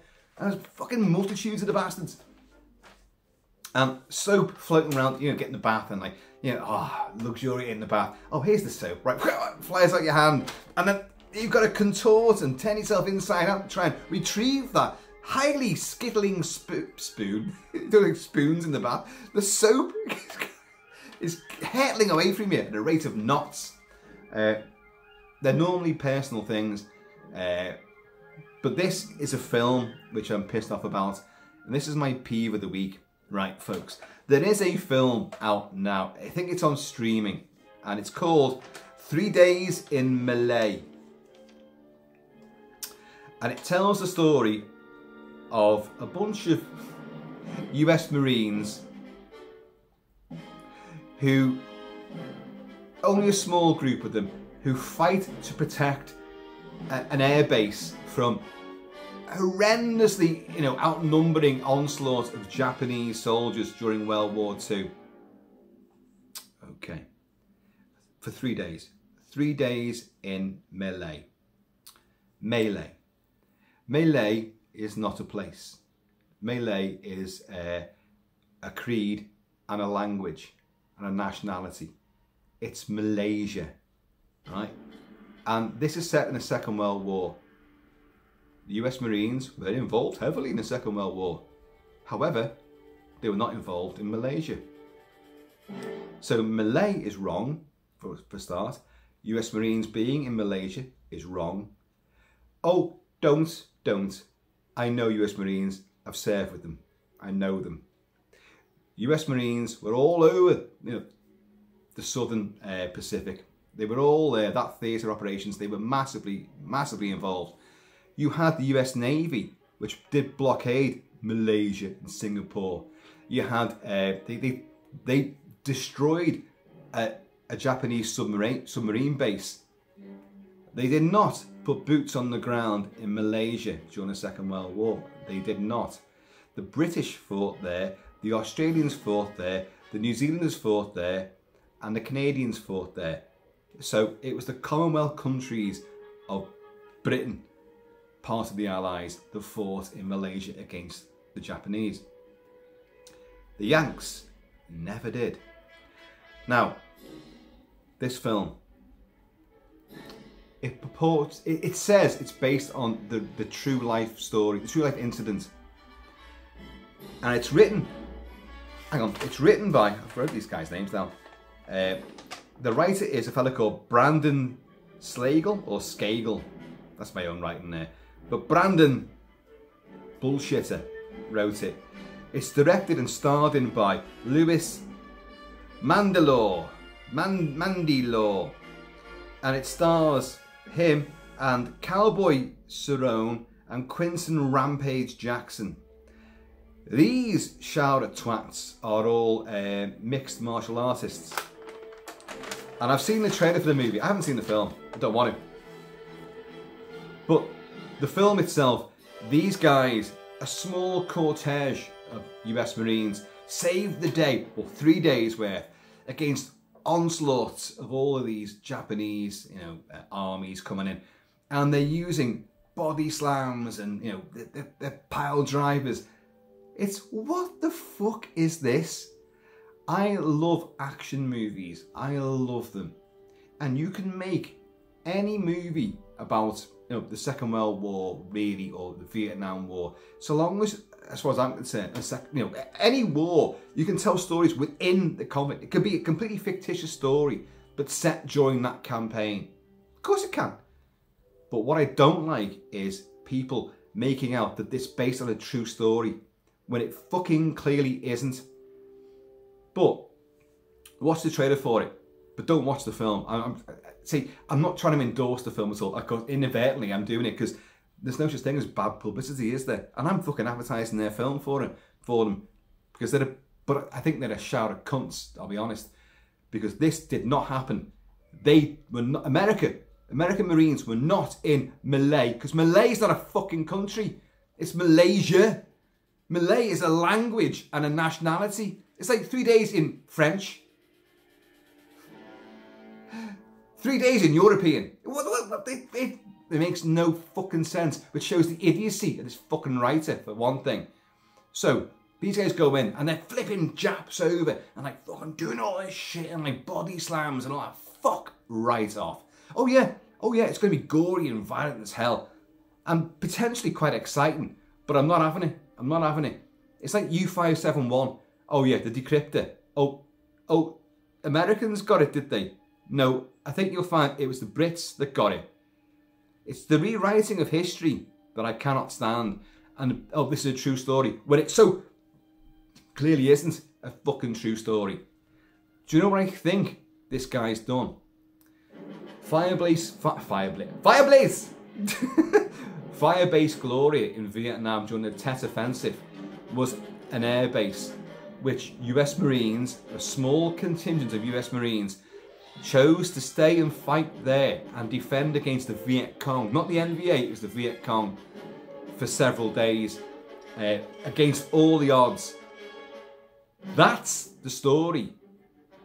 It has been filmed before. There is a film called Siege of Firebase Gloria, I think it's called, with Lee Ermey, the great Lee Ermey, US Marine drill instructor extraordinaire turned fabulous actor. Now deceased, of course, but a great guy. I knew his stuff. No Billy Bullshitter, like these guys quite clearly are. I'll say again, the US Marines were not boots on the ground in Malaysia during that campaign of 1941 to 42. They were not there. They did blockade at sea, and the B-52s did do bombing runs. Yeah, but you didn't fucking save an airbase against endless waves of Japanese. You did not do it. It's an absolute lie. This is a fictitious story. I still would have an umbrage with it because the US Marines were not there. I would still have a problem with that. Just set it somewhere else in the Philippines. Just set it somewhere else, you know. Sons of EOG, mate, just do a variation on that. That's all you got to do. And it would work because you were there. It's believable. This is not believable. It's a complete and utter fabrication. And I think you're a shout of twats for doing it. I'm going to name it again. Brandon Skagel or Slagle. Well, it's one of the two. Luis Mandylor, director and star. Cowboy Cerrone. Or is it Cerrone? Again, my handwriting's terrible. But this guy, Quinton Rampage Jackson. Get the fuck out of here. Seriously. And you want to see these guys and what they're doing. It's the Expendables, but set in the Second World War. No. Love the Expendables. You might see a couple of Expendables berets here. They're there. And but this film, it's on streaming, and tell it to get the fuck out. It's an app. Send the message. Just don't watch it. What a shout of shit. You bunch of cunts.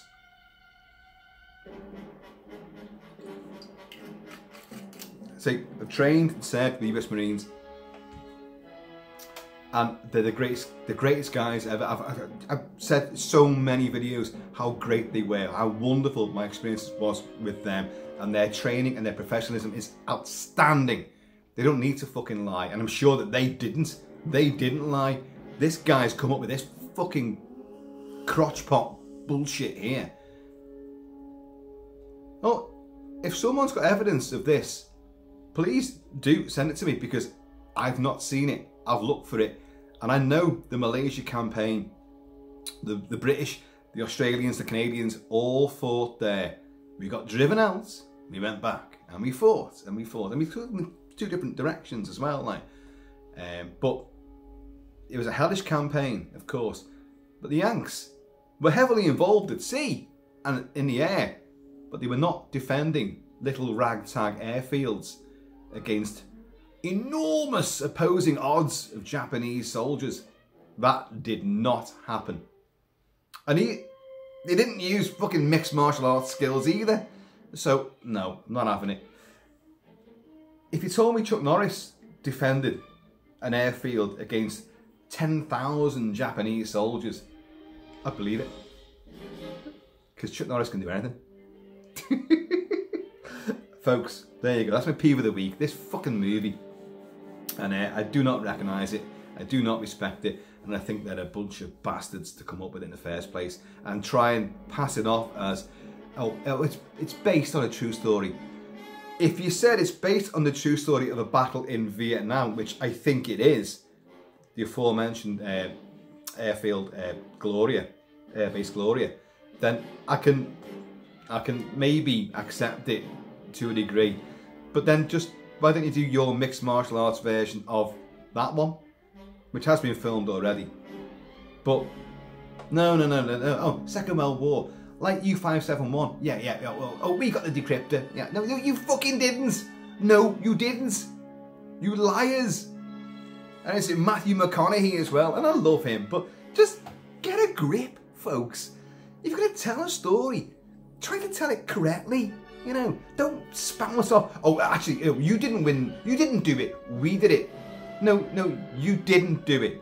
That's a massive disservice to many people that were on that operation and then back home who deciphered the whole thing. Gets me goat, it does. Right, so we've done Peeve of the Week, done all the news, and it's now time for the earworm of the week. God, what are we going to do here? Do you know what I did? I wrote a song down which I thought, oh, this would be nice. I've not heard it for a long time. And it's a song which is from an old 1965 German Yugoslav TV co-production.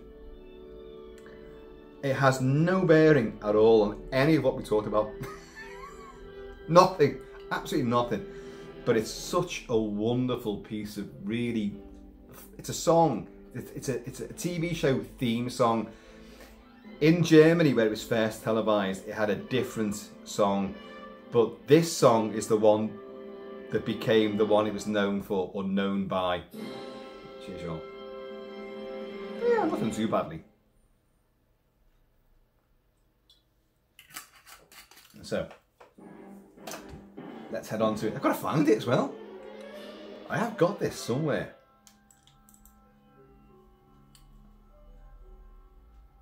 Oh, by the way, I'll tell you what now. The show was called The White Horses.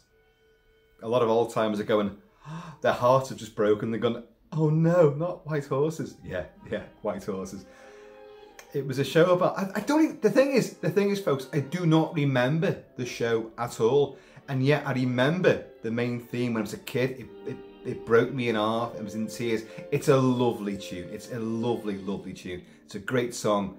And Jackie Lee did the English version of the theme song, which is just called White Horses. And it's been covered by, God, so many people. So many great names have covered it. But also a very unknown, unremembered, uncared for, neglected Scottish group called Sophisticated Boom Boom. That's Sophisticated Boom Boom. I'll try and say it without spitting whiskey through my teeth. And they did it about 1981, 82. And kind of like punky. They were a girl band, a kind of punky version of it. But it's still pretty good. Now, let's see if I can find this.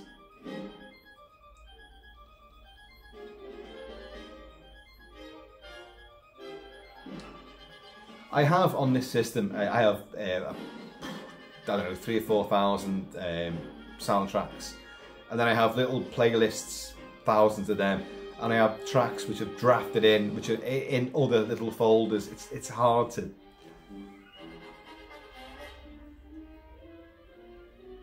I found it. Yes. It's the White Horses TV theme by Jackie, with Jackie Lee's personal story. I don't know what that means. However, I've got hold of that. Maybe there was like some kind of magazine article which was attached to it. I don't know. So anyway, I don't know any of the people that starred in this movie at all, but it was a girl that moved out of a German city to this rural place, and I think the white horse in question, the main white horse, got robbed and was painted brown to try and sell it on as a different horse, but she recognised the horse and the bond between her and horse was formed. It's like a European version of Black Beauty, let's put it that way. But listen to this. And apologies if I get tearful, because this will bring, and it'll get you as well. It's crackly and it's old.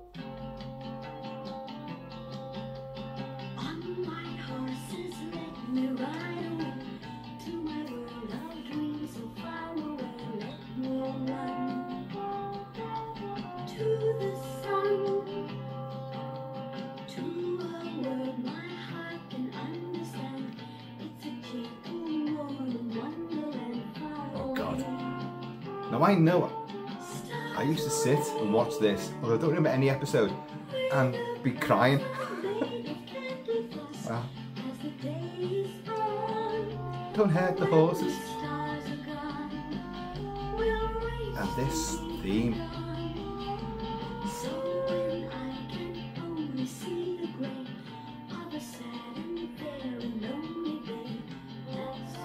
Oh God. The bass guitar as well is great, isn't it?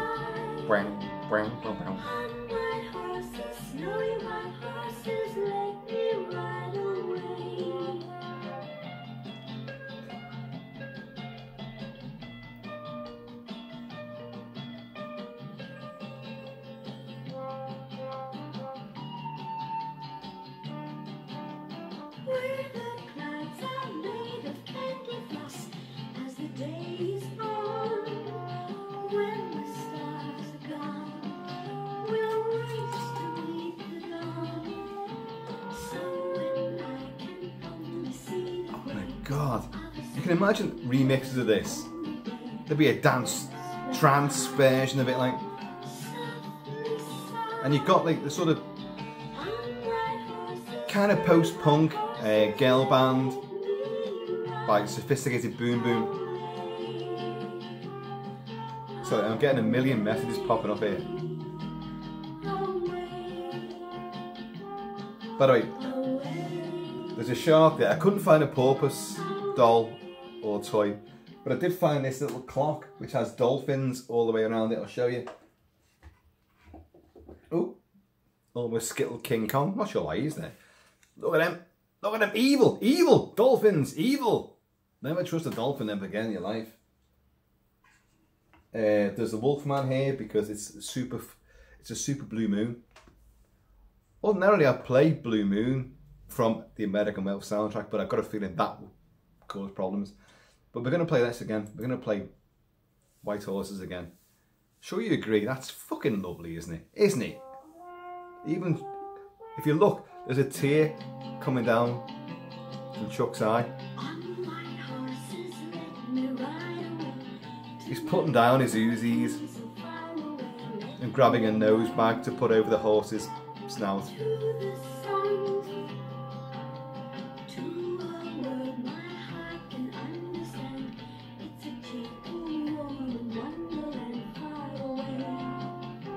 I don't know what the original theme tune was, but it can't have been anywhere because this become legendary. Their original version didn't.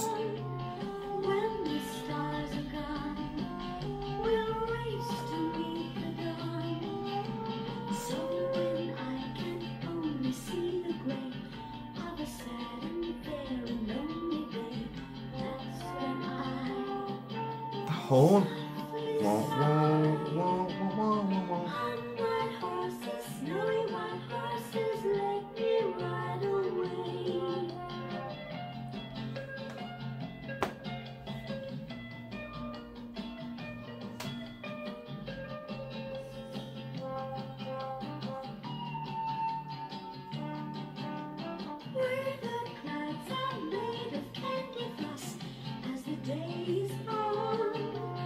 Kids all over Europe must have been like howling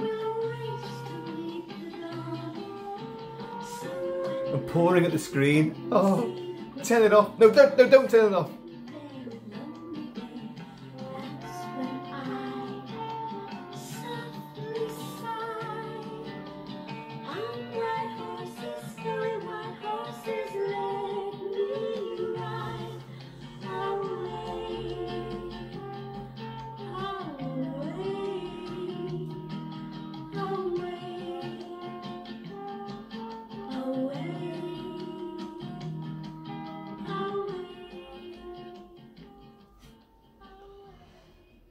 Oh, well, there you go.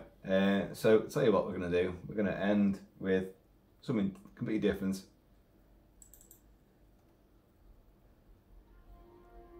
You've had white horses.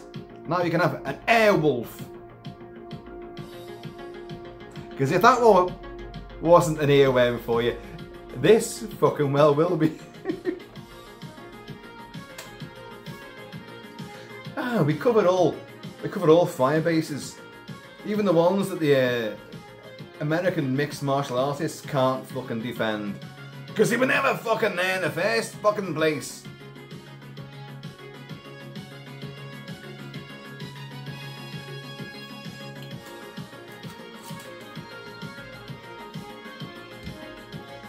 Was it Ernest Borgnine as Sabatini, or Santini, that was it, wasn't it?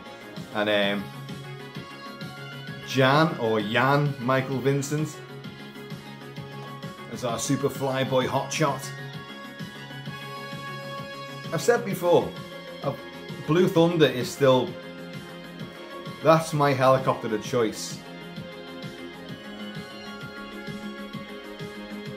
Although I do like those great big fucking Russian, bloody great big, huge, humongous steroidal bumblebee gunships from Rambo and Rambo 3.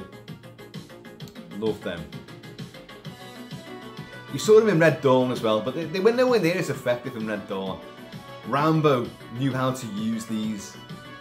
And especially in Rambo 2, sorry, Rambo First Blood Part 2, where it comes gliding in and it hugs the landscape. And like just, oh my God. And yeah, we know they were converted. They weren't the actual real McCoy. They were converted other helicopters. but they still looked amazing.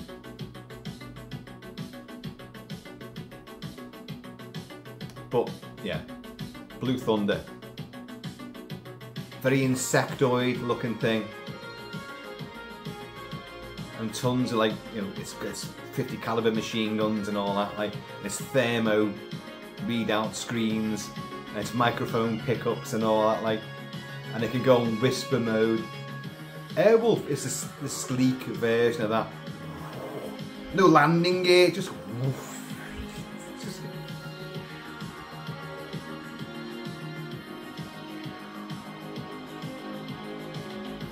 But it's still uber cool. And what a theme, what a theme.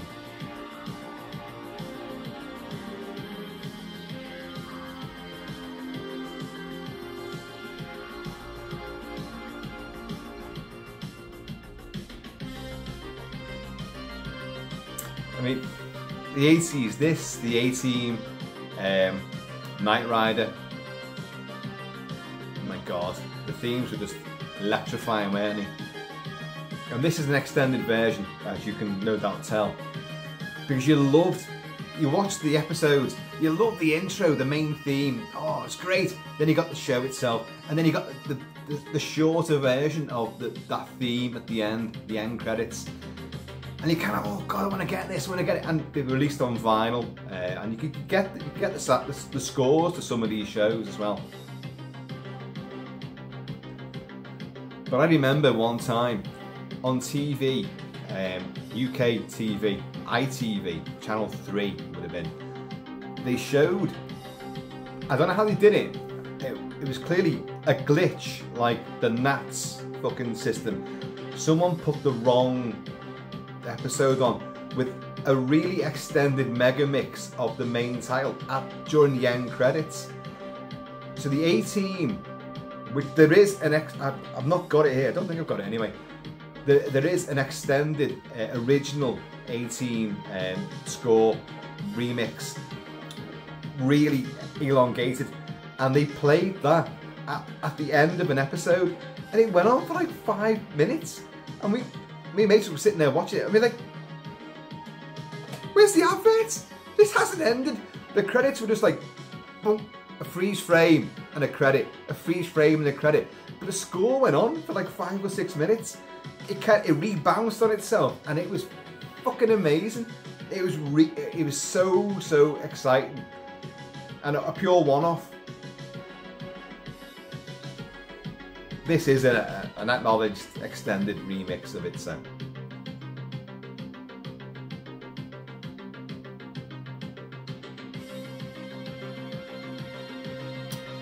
It was, oh, is it Mike Park? Mike Summer, Mike, oh god. There you go. What can we shift to now? I know I've way gone beyond my remit now, but there you go. We're gonna sign off in a second. Another slug of this, and you can enjoy a little bit of Lalo Schifrin's electrifyingly cool Pursuit mix, extended bullet theme for the chase, shifting gears. Bullet, Steve McQueen.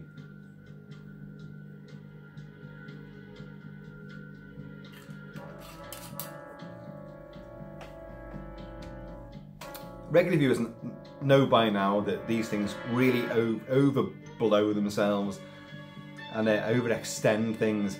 And I should pick one earworm for the week. One earworm. You've had, what, 1, 2, 3? Is it 3? Is this the third? Of course, this is where, like, Steve McQueen's Frank Bullet detective realises he's the one being chased in the streets of San Francisco, and he's gonna like, okay, right, I've seen your rear view, I've clocked you now, I'm gonna take you on a ride through town, and then I'm gonna speed up on them hills.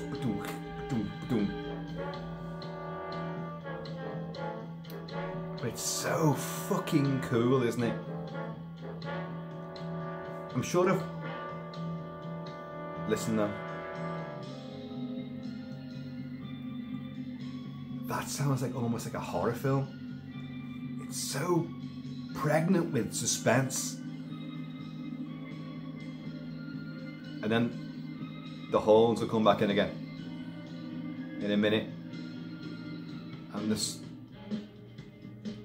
and you get the drums and you get the swagger.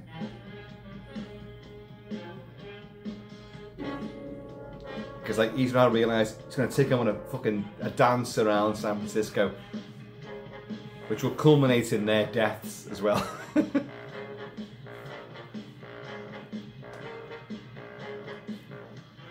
Fat. It's fat. It's so unbelievably cool. This is the kind of track that makes me wish I could drive. The world is a safer place because I can't drive. Because I would have a V8 Interceptor. You know it. I almost got one. They got in touch with me. I said, we found you one and we can ship it over to you. But what can I do with it? Put action figures on top of it. Can't drive the bastard. But a Mustang as well. It isn't funny, the V8, the Ford Falcon V8 for Mad Max was the Australian version of the Mustang which he drives in Bullet. It is their version of it. Only for Australian market. And only I think what, I don't know, 5,000 were made, and they are remodified, rebuilt, and sold and resold and resold because they are still the original vehicle. But it's like a Frankenstein's monster that they continually rebuilt and restitched together. But I could have had one, you know. And the laugh of it is, for 85, the price was 85,000 Aussie dollars.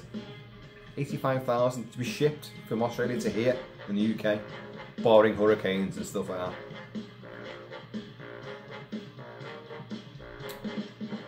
Could have got it.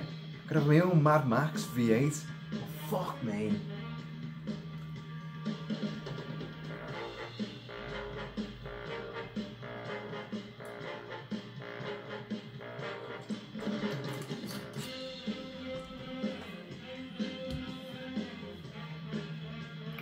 Folks, we covered a lot of shit today, and none of it was really bad, was it? I mean, okay, yeah, people are stranded all over Europe, massive hurricane hitting, oh shit, planes crashing, and oh yeah, there was some bad stuff. But no, it was mainly, I think, a bit more upbeat. So, I'm going to screw it up by playing White Horses again. It was mainly upbeat, I think. Only a minor rant about those twats that made 3 Days in Malay. And guys, I don't care what skills you've got, you can have that. I've got more skills than you have. A lot more skills. Come at me, come at me.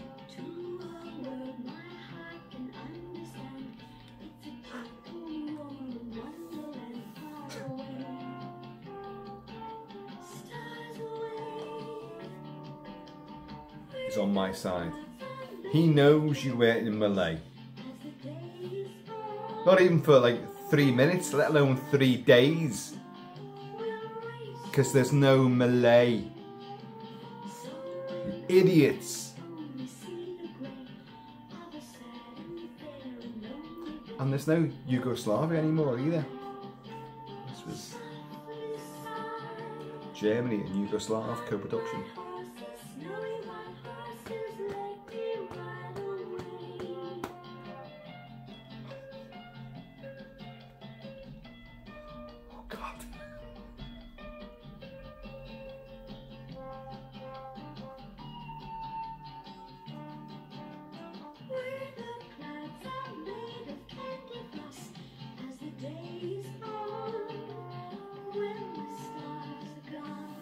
Around about when this was being shown on UK TV, you had the Flashing Blade as well, which was like a French sort of pseudo musketeer type thing, massively dubbed, which I'm sure this was obviously, with a great rousing theme, which I'm sure I've got that somewhere as well.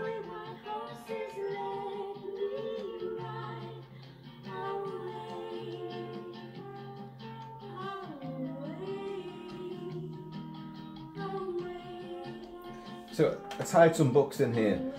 Brain was for the AI electrodes with Another Brick in the Wall. The Loch Ness Story. Loch Ness Monster.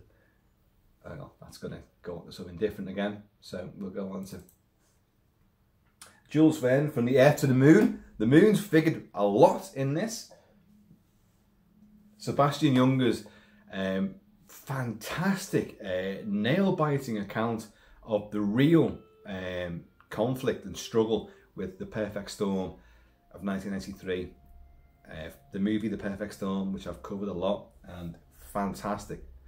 There's a Wolfman there because it's a big super blue moon. I'm not sure why he's there. Not even sure why Jason the Argonauts are over there either, but you know. We've got dolphins and we've got King Kong and Chuck Norris. And you've got a mad fucking rangy haired cunt in a kilt,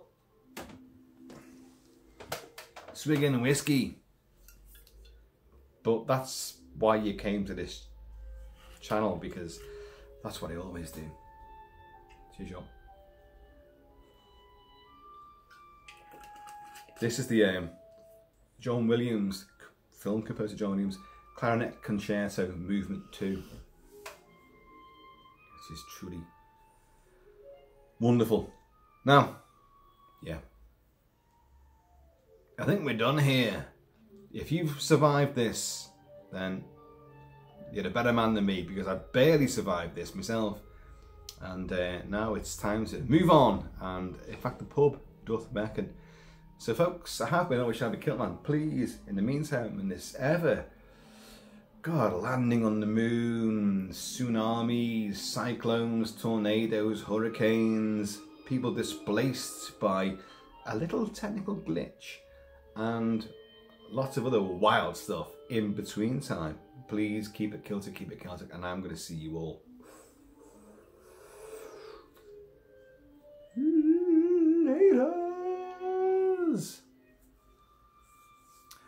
I think there's going to be another watch party commentary track coming up very soon. Watch this space.